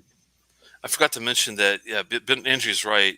I forgot about Benromach has got some really nicely peated whiskeys. The Septim Decim's a good one, I remember. The is the Solstice got? That's a peated one as well, right? I can't remember. Yeah. So those are the ones that definitely stood out as being like classics and well done. So I will agree that Benromach and the Curiositas was a great peated whiskey too. That they don't do that one as much anymore, but they've had great peated whiskeys. I do like the new Smoky 10 and 12 that we got to mess around with too. That was kind of interesting. So yeah, definitely. Benromach is the only reason I brought that up because Benromach, even though for a space side, their peat is so well done. And did you get any other notes besides the ones I mentioned? I get an interesting, like slight tropical note on this. And like a papaya and banana just a second ago. Banana, yeah, which can usually connote youth, but this doesn't taste like a very young whiskey until you get to the finish. Like gotcha. I don't know if you've tasted it yet, but it the finish is where you notice it. But I do get a little bit of a tropical fruit note, which characteristic of bourbon casks to some degree, but usually older whiskeys. I'm a bit surprised. Again, you get a little bit of that Dunnage Warehouse funk, the mustiness, Glen Scotia style, not as pungent as Glen Scotia, but definitely there. This would be a great intro to Glen Scotia. Like if you can get someone to like this and then give them a Glen Scotia, they might even like 100%, it more. 100%. You never know. 100%. Ooh. There's like some nice, some sort of, I don't know if I could call it vanilla cream, but some sort of creamy custard. Yeah. Like tapioca. Yeah. It's not pungent, but it's like, there's like a density to it. Exactly. Yep. Yeah. It's weird. You can almost get like a thick, almost like a vanilla fudge. Yeah. Yeah. Exactly. This is an interesting nose. I mean, there's even characteristics of like almost like a marshmallow tone in there too. You want to know something, Telex? And this is probably people are going to probably call me crazy in the chat. The nose on this has hints of a very specific whiskey to me, and it reminds me of Springbank 10. There is a Springbank 10 character of the freshness and the foostiness that I honestly can't say I've seen replicated in any other whiskey. And now I am not saying this is a 46% non-chill filtered natural colored whiskey, but it's like, okay, Coldplay is Diet Radiohead. Benro Mc10 is Diet Springbank 10. That's true, but price not as great, a little more generic, but okay, Coldplay really sucks. But this at least like totally comes in. So they used to have some quality songs maybe in the first or second album, but it's been a long time ago. Yeah, there might be a few back on the B-sides, I don't know. True. Animals was one of my favorite ones that they did. That's an old song too. Yeah. But there's a Springbank 10 element to this. You're right. I like. It's been a long time since I've had the Springbank 10, but I do remember that one thing that is kind of funny. I don't use this note often at all. Bart from the Scott Test Dummies uses it, but there's like this Bondo cement type of thing going on. I always figured about that is youth. It's also youth. The Bondo cement note is always youth to me. So Ben Demon Hunter just said, who sucks more, Coldplay or Nickelback? I think the Oh answer is God, Maroon. Nickelback sucks a hell of a lot I more think than the Coldplay. answer is Maroon 5. That's true too. But yes, Nickelback. Wow, man. It is kind of funny that they are kind of like always. I always consider them kind of like U2 light as well, because they kind of try to follow the same kind of path that U2 kind of did, Totally. Oh Sorry man, to get on a really musical nice tangent. white chocolate. Really nice white chocolate finish on this regular Benro Mc10. Oh, let me have a sip. I haven't even had a sip yet. Oh yeah, please do. Mm. There's a nice little white chocolate note. Oh wow, for 43% 10-year. Seriously, right? This has got some really nice notes, and this is not even the good one. This is like this is the lesser of the two. So I think the challenge here, Wow. the guess for everybody tonight is, when I think back about the organic, the 15 and now the 21, I don't think Telex and I have put a Benromach under 4 out of 5. What is the over-under on the Benromach regular 10? Let us know in the chat. Are you saying it's going to be 4 or over or under 4? Drop it in the chat. Let us know what you think. This is going to be so tough, 4. man. Because over-under is 4 on the Benromach 10 regular release. The initial taste is phenomenal. There is not much of a finish on this whiskey, sadly. Yeah. It loses a bit on the finish. I mean, the initial tropical fruit note? The initial pow of it's got that nice syrupy, almost maple syrup meets medium brown sugar note that we got from the other one. It's got that treacle molasses kind of feel. Man, it's got a really nice like first finish. But this one, it's a really quick dissipation. Like it just kind of, it's not drying. It just kind of disappears on you. It's like a magic trick that was over too quickly. Yeah. So yeah, no, I'm with you on that. It's so before we go to water, let's go to the Imperial Proof. Okay, it's really good. I mean, that initial creaminess, that bourbon being a little younger, actually, I do detect it on the palate. It's not off-putting. Yeah, so just for context, so this Imperial Proof thing can be a little misleading, especially for like American viewers, including me. So here's the deal. We called it Imperial Proof because once all whiskey in Scotland was measured this old imperial way, the tradition actually started with the different spirit rum. Skeptical sailors wanted to make sure their rations had not been watered down, so they mixed a little spirit with gunpowder. If it ignited, its strength was proved. Fortunately, today, no need to do that. Blah, blah, blah. So that's what we're talking about with Imperial Proof. Give it the old bottle shake. Yeah, so Imperial Proof is a different, measurement than proof in American. But yeah, 57% ABV, 10-year-old Benromach. We're going from 43 to 57. It's almost like we went to hyperspace and we're already on our way to Proxima Centauri, man. I swear. Alderaan, we were about to blow Alderaan off the fucking map with this one, man. I love it. Now, see, this is also, and remember, he said not chill filtered. So we've got a great age, 10 years. We've got a great ABV. We got 57%. We've got no chill filtration, no coloring.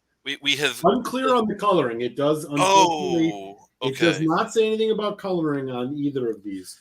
Well, the good news, but we can say this has got a purer color than the first one because no doubt. of the chill filtration. It's remarkably darker. Yeah, we don't know for sure on the coloring, but it is a bit dark for a 10. I will say that. I mean, it is tough to say, but at least we know that it's more natural than that first one because of the chill filtration. Is a huge difference. Wow. Oh gosh! Wow. Nose on this. You get that vanilla cream. Oh yeah. And this has got more like almost like not a sour note, but like a gingery note. There's going on with this one. Definitely. Getting more of the. I think I'm picking up more of the grassy, the hay, the more of the farm kind of notes too. 100%. It almost teeters on that classic Bruichladdich note. The sweet barley note. You get every Bruichladdich got it. You pick it up like this is The right there, but classic, you yeah. still get a little of that fucking Glen Scotia funk. I like that though. Very concentrated, deceptive on the nose. The nose is a little simpler than you'd expect. It's got a little more tobacco on it though. It's got a little more like Definitely. You nailed that. You nailed that. Tobacco for sure. you There's can. also like a little hint. It's like this. It's like a. You ever had? I mean, it's like if you put fruit in your vanilla yogurt. Mm-hmm. Like a little bit of that kind of the sweetness of the yogurt, but then there's that tartness of the berry. Really interesting nose. Yours like took almost like a lighter turn. Mine took like a weird darker turn where I'm getting like a lot of milk chocolate on the nose for some reason. Interesting. I'm getting more cinnamon. I'm getting a lot of more spice on the nose. I'm getting that spice too, definitely, yeah. It's just funny. It kind of reminds me of like a Mexican chocolate, like a mole kind of a nose. Yeah. Oh, that's nice. It really is. And the funny thing is, you don't get anything like this on the regular 10 or Nope. the 21. This is like its own thing. Interesting. I mean, I agree mostly, but I do have to say I get a little bit of that sweet barbecue thing that we got on the 21 here on this Imperial Proof 10. It's not as profound, but it's there. This one's got more like cocoa nibs and more of like almost like a slight nice bitterness to it on the nose for me. It's hard to explain, but density too. Yeah. I'm ready to go in for a taste. How about you? Sláinte, man, I really appreciate the pours tonight. It's You awesome. bet, man. Sláinte.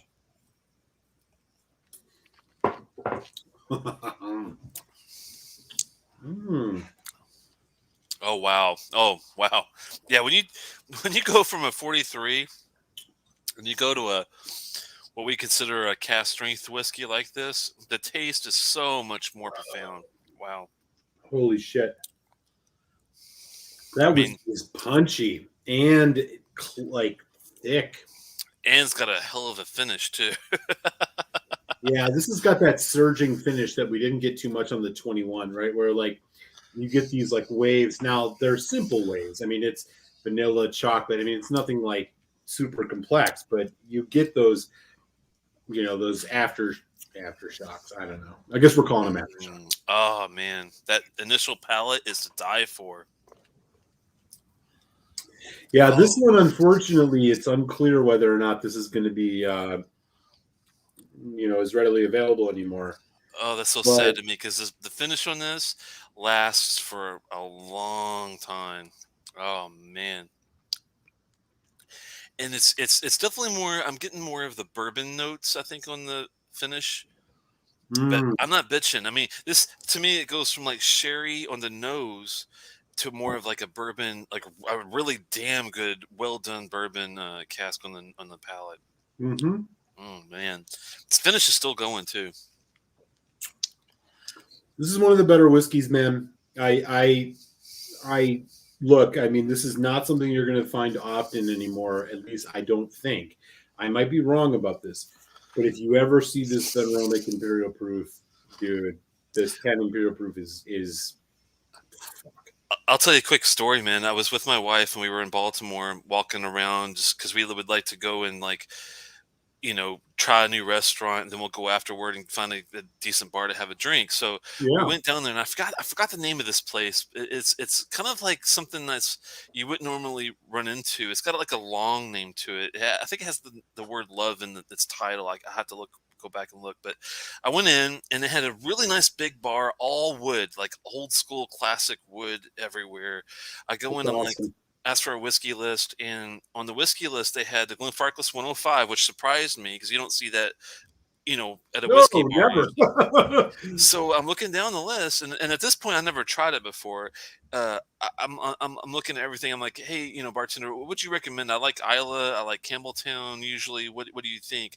And he's like, I know it sounds crazy, but I would definitely go for the Benromach Imperial Proof. They actually had it at the bar, and I was like, Really? ooh, okay. It's my first time trying it. Great price. I mean, it was probably like $10 or less for a shot, Yeah, yeah. and a good shot, not like a crappy shot, but a decent pour. And I tell you what, I fell in love with it that night, and after that, I've had at least one other bottle of my own that I've went through, and I'm about to cry because this is my first Benromach, and still, I mean, the 21 is glorious, but this Imperial Proof, man, is also for the price. Holy wow, it's Yeah. unbelievably good. Yeah. Sorry. No, I'm with you on that. I'm with you, man. Like the richness, the density. Now you are paying. I mean, this is $90 nowadays if you find it, compared to 55 for the regular 10. I mean, look, I mean, there are a lot of cask strength whiskeys. We're talking Glenallachie. We're talking. I mean, there's a lot of them right in that $90 range. But this one, man, there again, it's the Benromach style. It's that the slight earthy Dunnage warehouse note. It's the slight peatiness. The great pea that they use. Like the range of elements that it's giving you, like it's not forcing anything on you. It's just giving you little tastes to accent what its core, which is a very like dense bourbon sherry. I mean, if you think about the best Highland Parks you've had, this is like the best Highland Parks you've had, but with a Dunnage warehouse note and less of that kind of honey. Like it's very Highland Parky to me. And Oh yeah.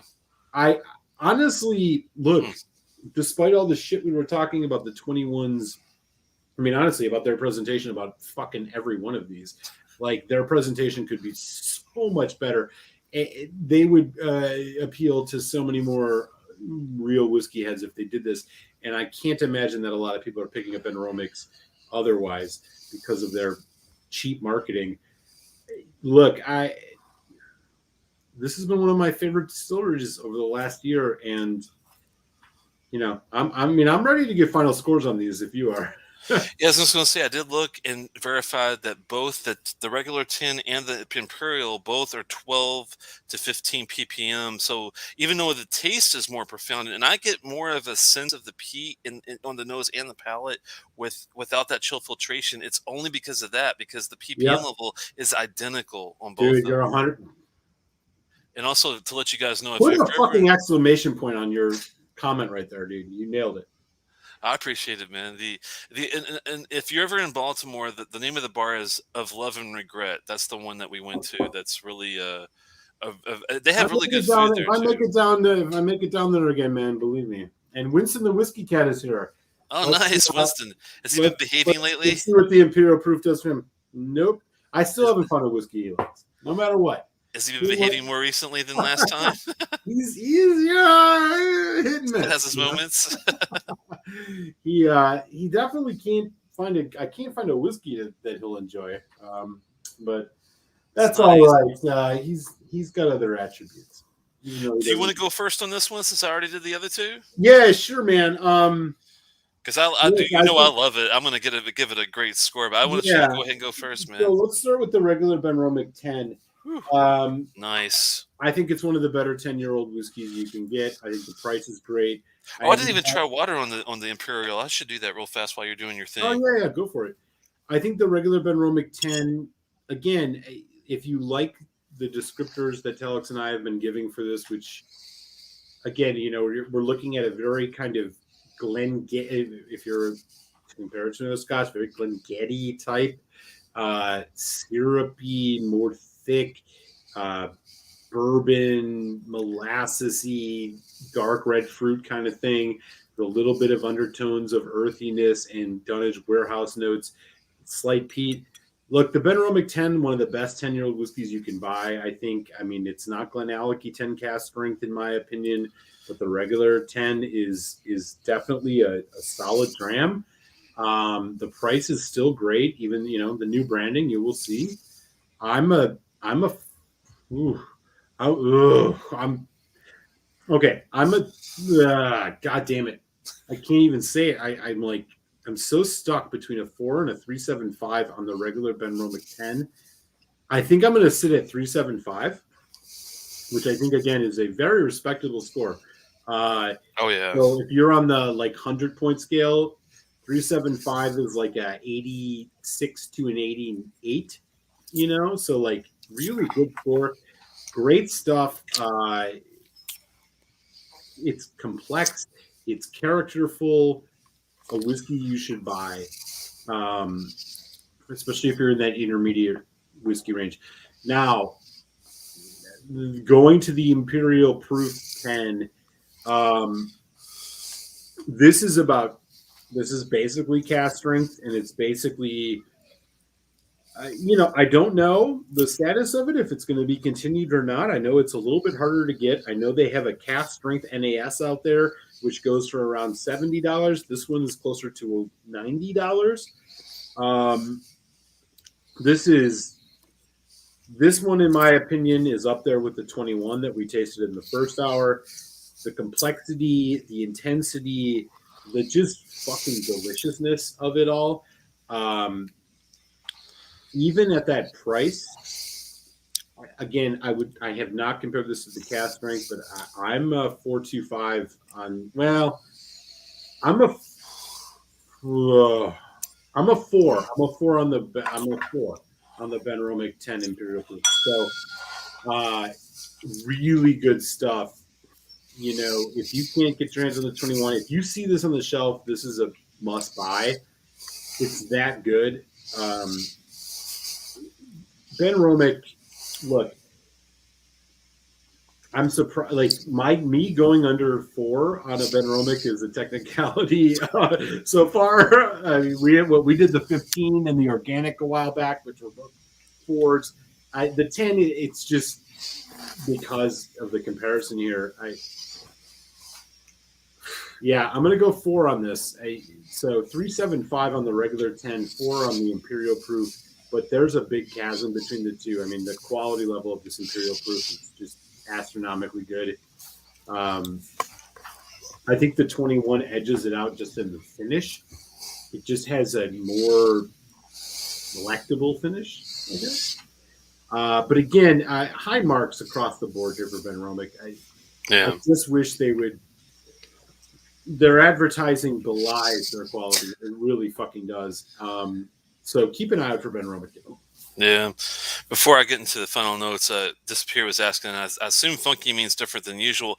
Yeah, I mean, if to get what we're talking about, you kind of have to have tried something from that has a Dunnage Warehouse feel to it, or at least an older whiskey that's at least 18 years or older to get that note that we're talking about. And just to book in that, like Dunnage Warehouses. So there are some whiskey distilleries. Dunnage warehouses are basically earthen floors instead of and they don't stack the bottom. They only go I think 3 so high, high. Whereas there are other warehouses where it's concrete floors and it's and the idea is that distilleries like Springbank, who are very much beholden to the thank God. It's like the old school way to do things. That adds a certain dynamism and element to it. Yeah, Glen Scotia's got it. Springbank's got it. Benevis has got a bit. It's kind of a tinge of that. Benromach, and there are very few that still do it. But. Yeah, sadly, and we hope that there's more newcomers to the field that do try to do things in a kind of a classic. Would be nice. Ardnahoe, take note, my friends. That's all I can say, because I'd love to see what they have to offer here soon. Anyway, on the 10 regular, I mean it's a well crafted dram. I'm a huge fan of it. It's definitely, I'd say above an average dram. I'm trying to debate how far above I want to go because, man, it's the nose and the palate for sure is really good. The only thing that kills me on that first 10, that not the Imperial but the regular one, is that I can definitely feel going back from the Imperial back to the basic 10, man. You definitely get it's almost like you're getting offered two different vehicles, Yeah. and they're kind of close. Like one is like a cool Datsun from the '80s, like one of those ones you really kind of like, and the other one's a Lamborghini Countach. The Yeah. Imperial is the Lamborghini Totally. Countach, Totally. and Yeah. the I Benro feel you. Mc10 I is feel like you. that classic nice sports car. It's a Datsun, but would you rather have the Lamborghini or would you rather have the Datsun? Well, but the Lamborghini comes at double the price. Almost. True. On this one, the prices thankfully are a little bit more close, but you get where I'm coming from. Yeah. No, I'm picking up what you're throwing down. I'm gonna give. I know you said 3.75 for you. I'm almost there. The finish was such a letdown for me, though, comparatively to the 21 and the Imperial 10. I think I'm going to give it a 3.5 on the 3.5. regular 10. Yeah. I Right on. do adore the Imperial Proof. I mean, I even had a sob story to talk about my You did. introduction to that dram. This one, man, is so good. I mean, it's to me, it's right up there with that 21. And you're right. The finish on the 21 is definitely a little bit of a step up, but man, the palate nose finish, especially the finish. Oh my god, I gotta pour me some more. It's so good. That Imperial Proof is one of my favorite all time whiskeys. But I will add the 21 to that list because it was it Fucking was a lot better than I thought it was going to be. To be honest with you, real talk, man. so that was a definitely a brighten my evening huge because now I'm going to definitely when I get that Benromach 21, no matter or older if I could find one, but at least going to try to get that 21 just to have that on the shelf, definitely back there. But man, this Imperial, I'm going to say it's it's it's wow, man, it's right up there. I think I'm also going to stand firm with the same type of score because even though the 21 does edge out the Imperial in certain areas, the Imperial has this strength and edgy character to it that I can't like deny. Yeah. I kind of like it about as equal. So I'm gonna also, I think, give the Imperial 4.25, which I know sounds crazy. No, I'm honestly the more you've been talking, the more I kind of agree with you. I'm good on the Benromach 10 at 375 because I really was impressed. But It's top notch, I yeah. was really back and forth on the Imperial with the 4 and the 425, and Mm. you know what, I think I'm going to join you there on the 425. So um, I'm just trying to debate if I like it better or with neat or with a little drop yeah, of I mean, water. these scores are all relative. I mean, you take them at the bottles presentation. I mean, so 4.25 out of 5 across the board on the Imperial 10-year-old Benromach and the 21-year-old Benromach. 3.75 out of the Benromach regular 10 from Malt Muser. Mm. 3.5 from Telex. What a great tasting, man. I really, again, if you look back an hour ago, we did our rants about Benromach's, weaker spots in terms of their marketing and stuff. But I'm telling you, despite all of this, is one of the better distilleries I think out there, and they're doing really, really good stuff. I definitely recommend folks check it out. Let me ask you a question. If they did the same type of marketing that Edgerdower does, would you be more happy with it, or would you be kind of like, or what do you think I comparatively? would have to say I probably would. So, Telex, looking ahead a little bit to answer your question, I have a single cask Benromach. I have a peat wood from or peat smoke from 2006. I have a Bordeaux cask. Ooh. I got a couple. I have a healthy collection of Benromics, and these might be worth checking out as points of comparison as we go forward. But I think those lead to that point of look, Benromach to me is, despite their marketing, and their marketing is bad. It's not what it should be for the malt that they make. They should follow in the steps of things like Edgedur or Glenallachie. I really think so. I think they're missing the mark. The only thing I don't like about Glenallachie's look is it reminds me of the Flintstones every time I see it, because it's got that like prehistoric kind of typeface. Totally. I'm not suggesting, and to be honest, I'm not always very impressed with Glenallachie's malts, but I'm impressed with their integrity. And Yeah. I think Benromach, if they just turn that corner a little bit more, they're halfway there. They're halfway around the roundabout. Avoid that car that's merging and stick with your lane. They could be right there.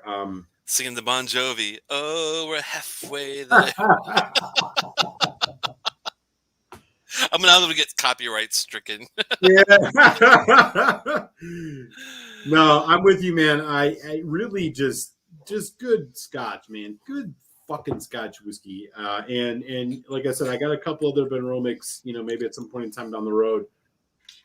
Have you already cracked open your Peat Smoke 2006? Do you remember? I have not, and I haven't cracked open the single cask either. So. Oh, okay.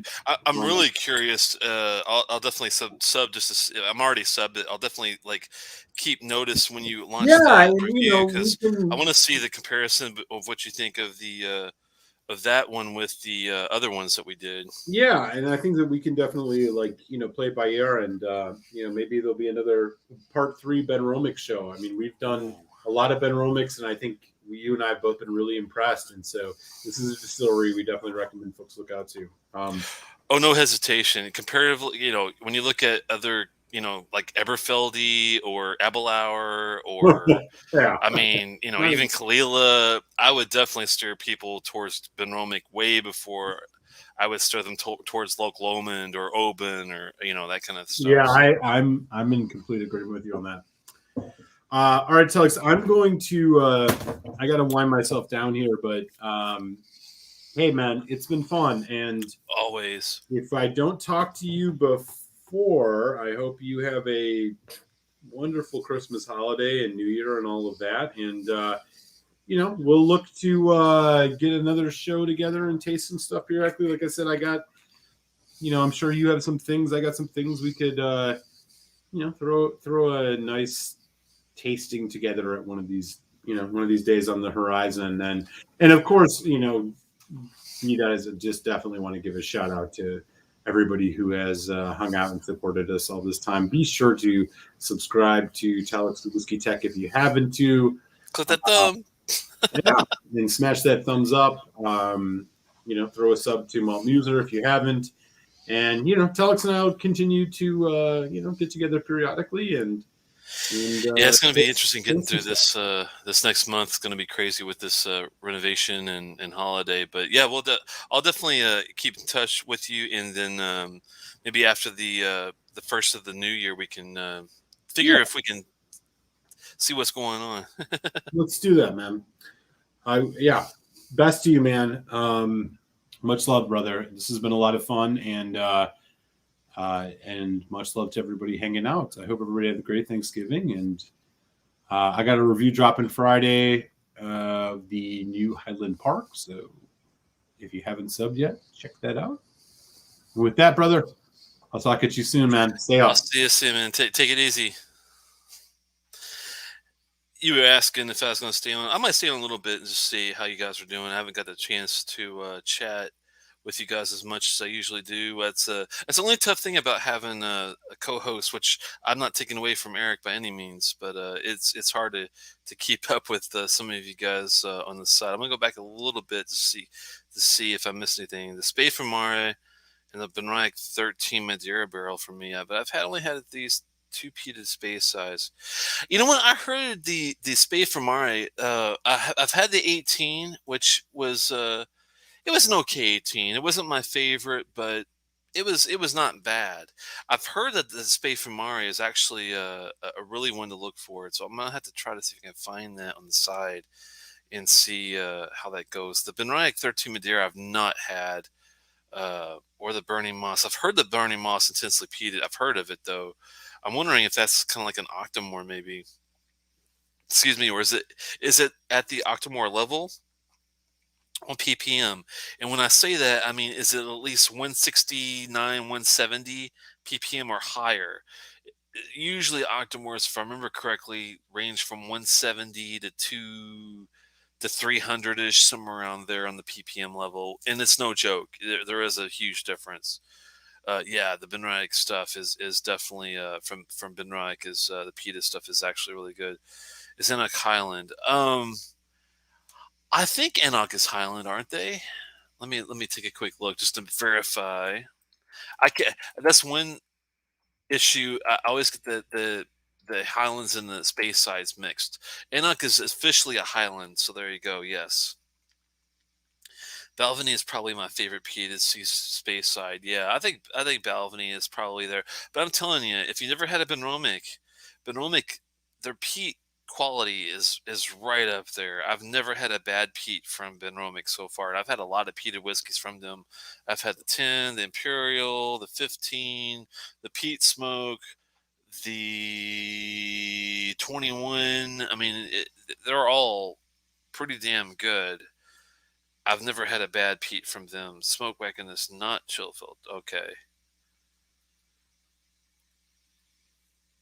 I have a smoke wagon, Russell's Reserve on the radar. And also the 15-year, okay, which surged from Whiskey Fin gave it 87, which is iffy. And that's not bad. Like a high B, I would probably say that. In 2007 batch one cast strength. That was probably pretty good, I would think. We already talked about that piece. Let me catch up more here. Marine 5 is the worst of the three, probably. Yeah. 1792 full proof. Yeah, that's 1792, man. It's like pretty good. Good to see you there, Whiskey Ace. Glad you joined us. I saw Steven came in a little bit earlier too. It's good to say hi to Steven as well. As an Albertian Canadian, officially apologize for Nickelback. Oh, that's horrible. You ain't got to go into all that, but I know how you feel. I heard the new makers is good. Okay. Instead of the F8. Oh, now you're doing like Air Force call signs and shit. I don't know about that one. Missed an hour for already. Oh no. Bought the Edgedoor Caledonian 12 for Christmas. You're not gonna be sad. You're gonna love it. If you like sherry, I do like Sherry Dreams. If you like Sherry Dreams, you are gonna love that bottle. It's one of my favorite 12-year-old Sherry Dreams, period. I would put it up against the Glendronach 12 every day of the week, and even more so. They're the only ones. Okay. A lot of Edgedour talk. Yeah, I can understand why, because they are a very underrated distillery right now, especially, um, which is I'm hoping doesn't get too much traction because it's really hard to find really good sherry whiskeys if you don't get lucky enough to find a really dark, single barrel 15 Balvenie or something. So don't buy all the Edgedour, please. Been hearing good things, sometimes strange things about it. I don't know what funky means, but I've heard Edgedour Caledonia tastes funky. It's almost like trying to describe peat to somebody, or an old whiskey taste. It's antique. It's got character. It's got some funkiness, some muskiness, some dankiness. I mean, there's words can only go so far with this. You almost have to, go out and try at least a Dunnage Warehouse whiskey to know what we're talking about. I'm talking Springbank 10. I'm talking Glen Scotia 15. I'm talking, even a Glenfarclas has got some funk in it. The Bowmore 15 Darkest, if you're in the Bowmore.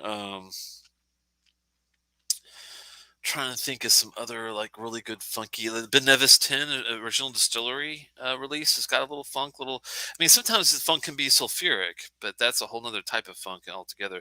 Funkiness can be lots of different types of notes. So that's the catch with that. 69. Wow. Got a mission for older. Okay.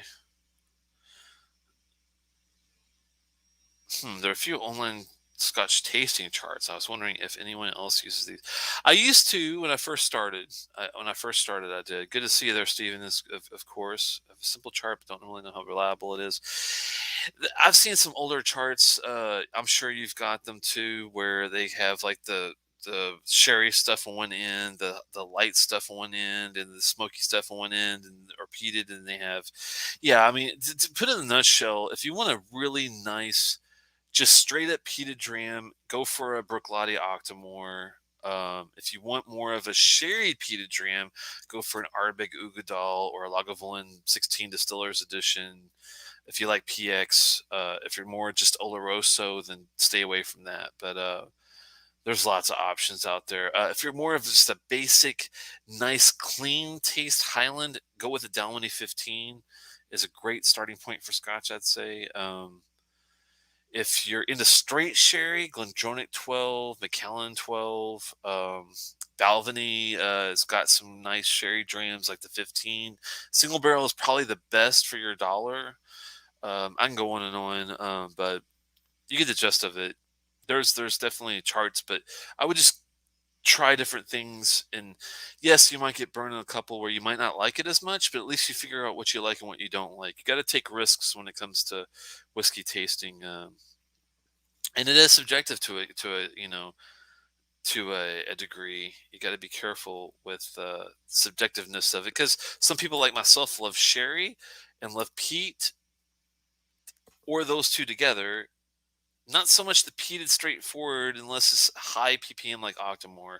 It's hard to explain, but I'm very picky when it comes to straightforward peated drams or peated mixed with sherry or just sherry straightforward or just, even a Highland Dalwhinnie 15 type straightforward old dram too. I mean, there's lots of options. Benro Mc is priced fair compared to a lot of other stuff. Yeah, because it's not as popular. That's true.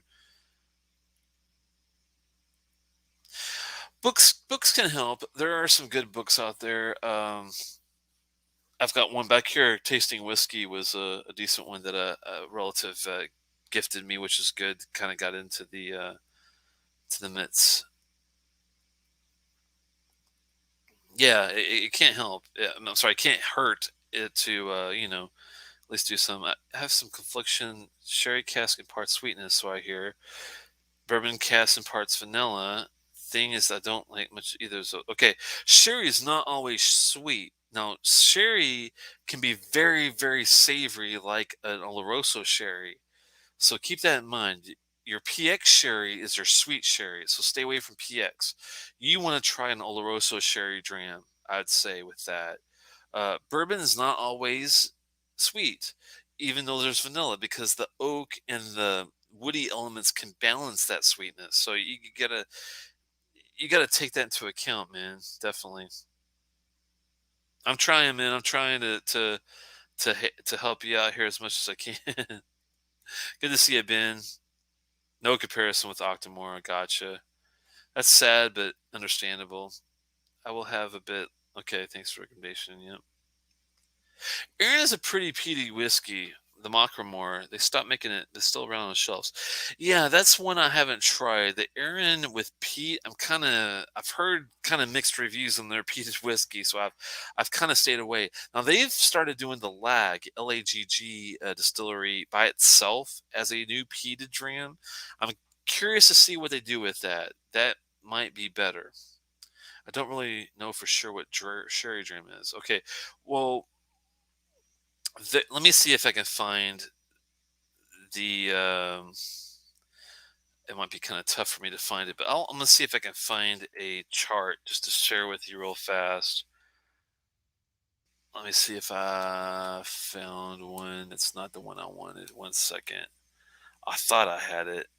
Let me see if I can find As I do have one somewhere, unless I got rid of it. And knowing me, it's possible, but let me see if I get lucky.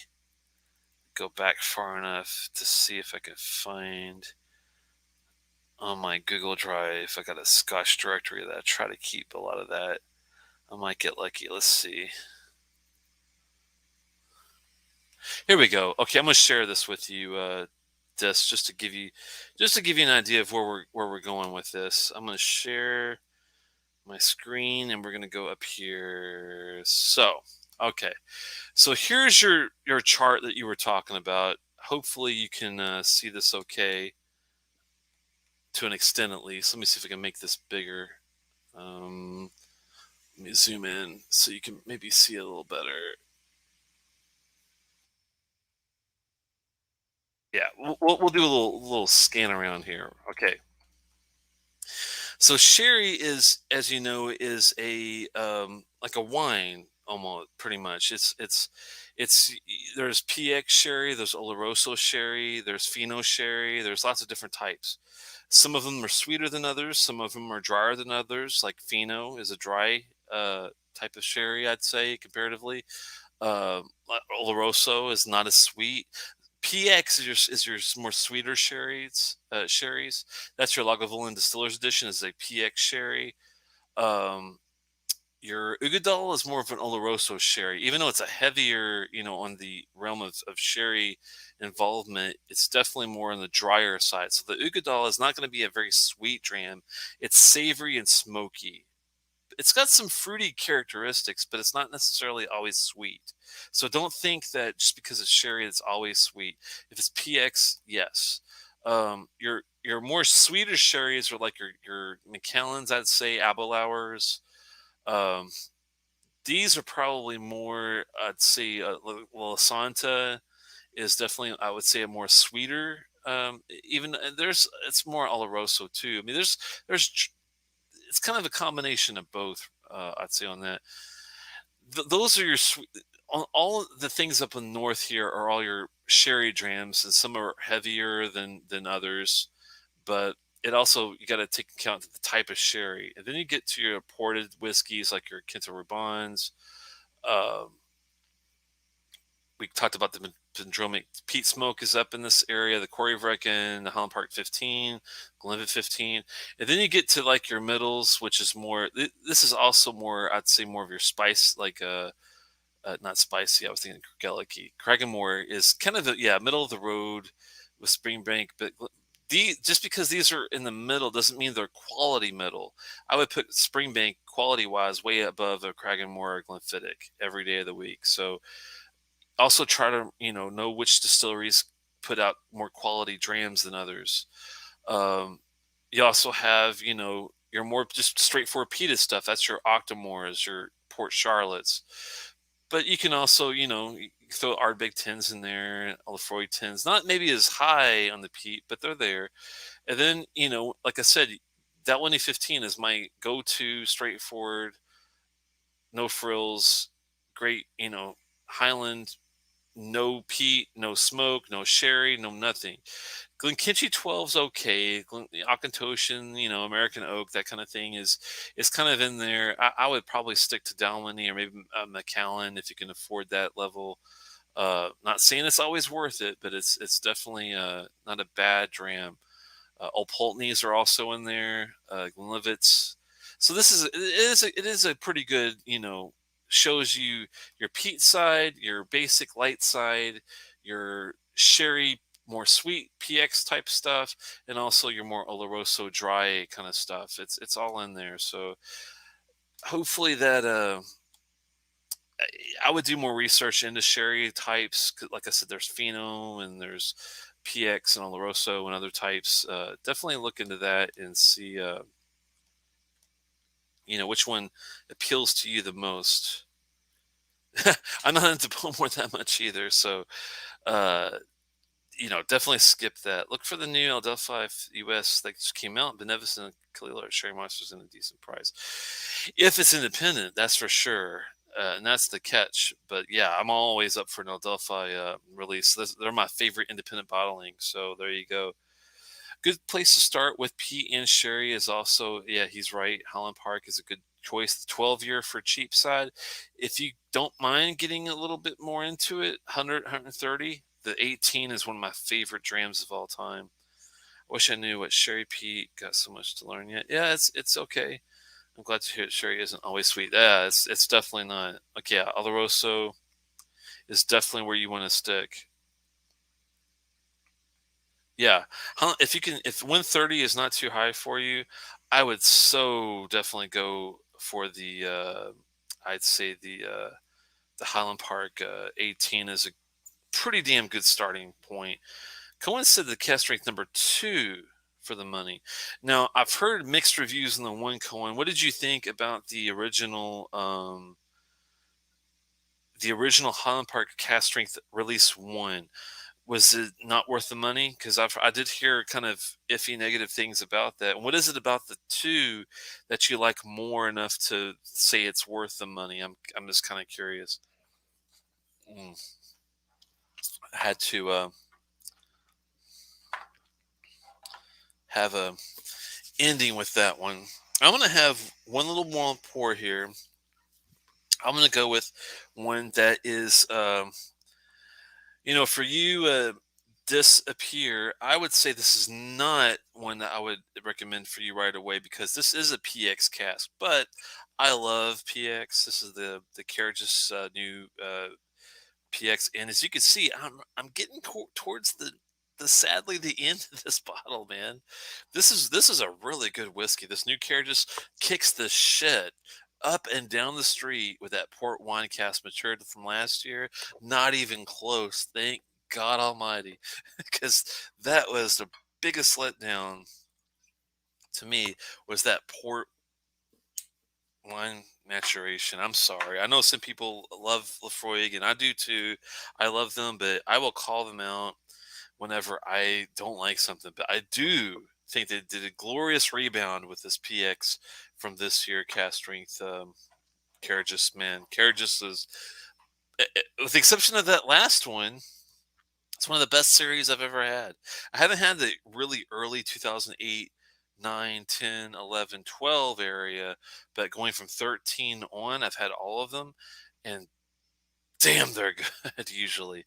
The only ones I did not really get into as much was the port wine and the quarter cask. I know Eric loves the quarter cask. It's one of his favorite carriages.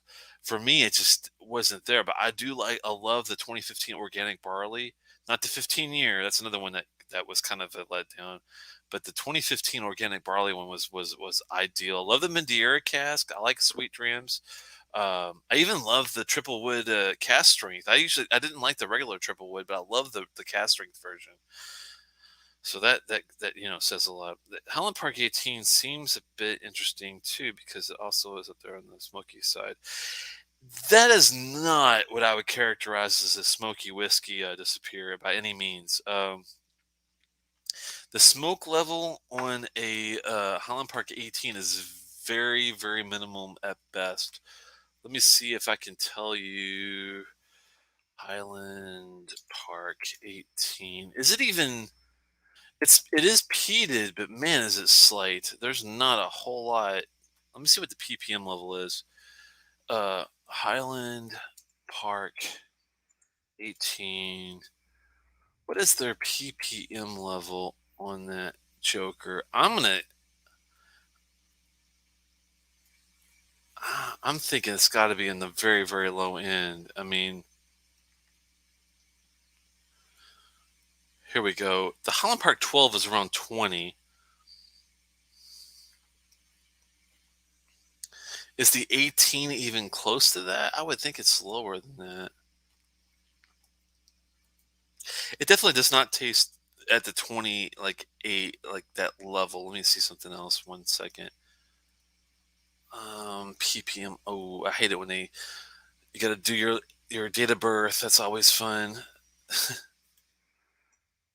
Just to get into the site. I wish I was born in 1980. That would be nice. Okay, here we go.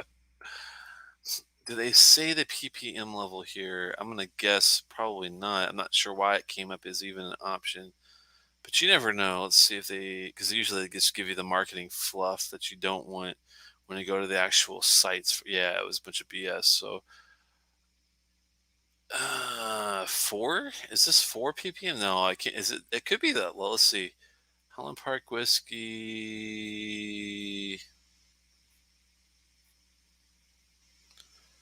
I know the 12 is a little bit up there, but the 18, man, I don't see a lot of matchstick like you get in that first one.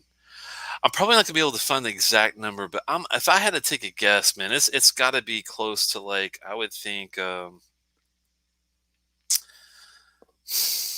to 8. I'm thinking like maybe a little bit more than like a Bunnahoven, which has is basically 3, but not much more than that. Maybe 5 to 7 on the ppm level. So it's if there might be a slight smoky side, but it's not going to be heavy. I don't think. Let me check one more thing.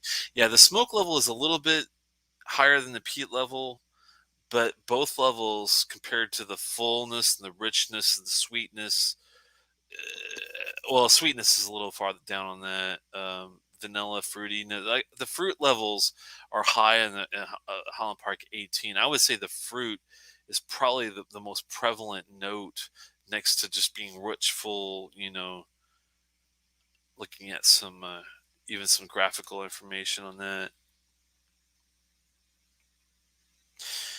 Yeah, if you like the Oban 18, that's a whole nother thing. The Oban 14, even those are more of like a floral type of whiskey. The Oban series, uh, if you really like that, that it is slightly peated, but it's definitely a little more in the what I would say would be like the floral end of things. So interesting. Okay, I gotta find PX. This must be awesome because I really like the port in one. Wow. Okay. Yeah, if you really like the port wine, you're gonna. I mean, I don't know. I mean, it might be because I like a little bit of a sweeter dram. That might be why I tend to like the. But there have been lots of reviews that were kind of iffy on the port and wine as well, not just me. So, would you say that the Hydrar Caledonian 12 is sweet sherry or more bitter? Well, you don't want to say bitter. You want to say savory. You want to say just savory because it's not really sweet. It's not bitter. It's like more of a earthy kind of a umami kind of a flavor, I'd say, compared to the other ones. The Caledonia, I have to actually backtrack and I don't have it memorized. I want to say it's Oloroso, but let me do a quick check just to make sure I'm not steering you in the wrong direction. I want to say that was Oloroso, but let me make sure. Ex sherry, ex bourbon on the Caledonian 12, and it's an ex sherry cask. It's got some earthy notes to it, a lot of like dark caramel coffee cake kind of things going on, a little bit of peat smoke, but very, very subtle with it. Because it's not really a heavily peated dram, but any of these is also like 5 ppm. I mean, that kind of level. There is a little smokiness going on there too, though. I'd say that's Oloroso all the way. I don't think that's a PX cask. I, they don't say specifically, but I'm gonna assume that that's gonna be more definitely on the Oloroso savory side. Yeah, charts are can be done by anybody. So I wouldn't take just any chart by being. It's good to kind of have like an idea, but all of this should be done by your own palate, really. Okay, savory, earthy. Yeah, you're gonna like Oloroso, I think. Yeah, I think that you should open it soon. It's definitely a Christmas dram. I think once you open it, you're gonna be. Hopefully, you'll fall in love like I did, because that's one of my favorite sherry whiskeys, I'd say. Well, thanks so much, guys. Unfortunately, I do have to work tomorrow, and I've already gone a little bit over when I thought I would. But it's always fun to hang out with you guys and have a dram. I'm gonna finish out this PX carriages, and it is so good. Mm. Even though it's on the sweeter side, I don't know. It's got a lot of savoriness and really good barbecue. There's some really nice fruit notes with it too. I think that's why they call it sweet. But man, it's got some really nice spicy barbecue notes in this too, with the all that fruity sweetness.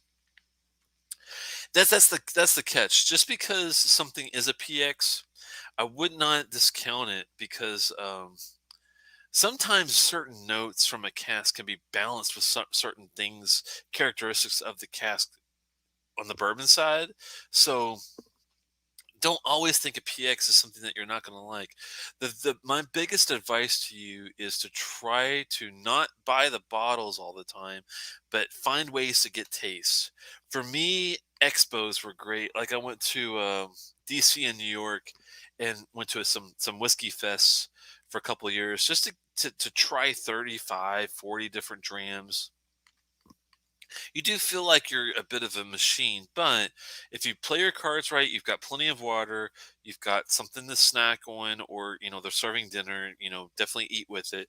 If you have small drams, you can have a good 35, 40 dram night and not, have any problems even driving, afterward. If you space it out, you drink lots of water. I'm not saying drink and drive by any means, but you could definitely go, especially if there's a metro where you can take a train. That's what I did. Take a train in, get a hotel, you know, have a shitload of drams, have fun, taste a lot of stuff, meet new people. You get to meet a lot of people in the industry. Some people are ambassadors. Some people are even like owners that get involved at a certain level. Steph Ridgway from Ball Blair. I remember talking with her in the Scotch for Dummies back in the day a lot. She does Old Pulteney and some other Balmanic and some other brands of theirs too. Really nice lady, very knowledgeable. John Glazier was a really good person to be able to meet, which is surprising. And it's a lot of Instagram people, a lot of bloggers, a lot of Twitter people. I mean, they're everywhere. So it definitely pays to maybe invest with I wouldn't say do it a lot, but maybe just one or two expos. Try a lot of different things, and that way you kind of really fine tune what you really like and what you don't like without spending a lot of money on bottles. You might have to spend a few $100s to get in the building and taste all these things, but it's definitely worth it when it comes to, okay, I can spend $300 and taste 40 bottles, or I can spend $500 on one bottle and risk it all. I mean, that is the great thing about doing some of those expo things. They are worth it when it comes to finding your place in the world. I say I'll draw a spiral starting in the middle of the chart and try to. Yeah, it's a tasting. I only have done one. That was okay. And then a few things. Yeah, try to go to one of those bigger whiskey fests, whiskey extravaganza. They have them all the time. I know Whiskey Fest has them in different cities all over the United States. They go from San Francisco to Chicago, D.C., New York. I mean, I'm sure you could find one. Buy minis. Minis is and also a great way to try a bunch of stuff without investing a lot of money in it. And you can get these from Whiskey Exchange. I think they still ship over here. Malt. The Masters of Malt, I don't know what the hell happened to those guys. They've kind of fell off. The Whiskey Base is not shipping to America anymore. It's really sad with these shipping issues that we see now. But look for minis. You might get lucky and find a way to get ones that way. Thanks so much, guys, for stopping by. I really appreciate it, and I will see you hopefully next Tuesday. Actually, if I don't see Malt, then I will have another maybe a show put together. I will definitely make an announcement beforehand. A Tasty Tuesday, yeah. With that, I really appreciate everybody, and yeah, just have some patience when you do it, and tell me about what some of the guys. Please feel free to comment on any show. Do some searches, Telex, whatever dram you like, Benromach, Macallan, Glengarry. It could be anything. I remember Malt pulled out the Glengarry card earlier. I was like, "Ooh, no longer a Jedi Knight. He's a Jedi Master if he's pulling out the Glengarry, because that's a very obscure distillery that's got lots of nice notes to it that a lot of people don't know anything about. I've been trying to get a 17-year Renaissance bottle. That's on my radar, but man, it's hard to find here in America. That's a whole other story. But yeah, hopefully run into you guys soon, and Cheers to everybody, and I hope to see you next week. Next Tasty Tuesday, 9 p.m. Eastern.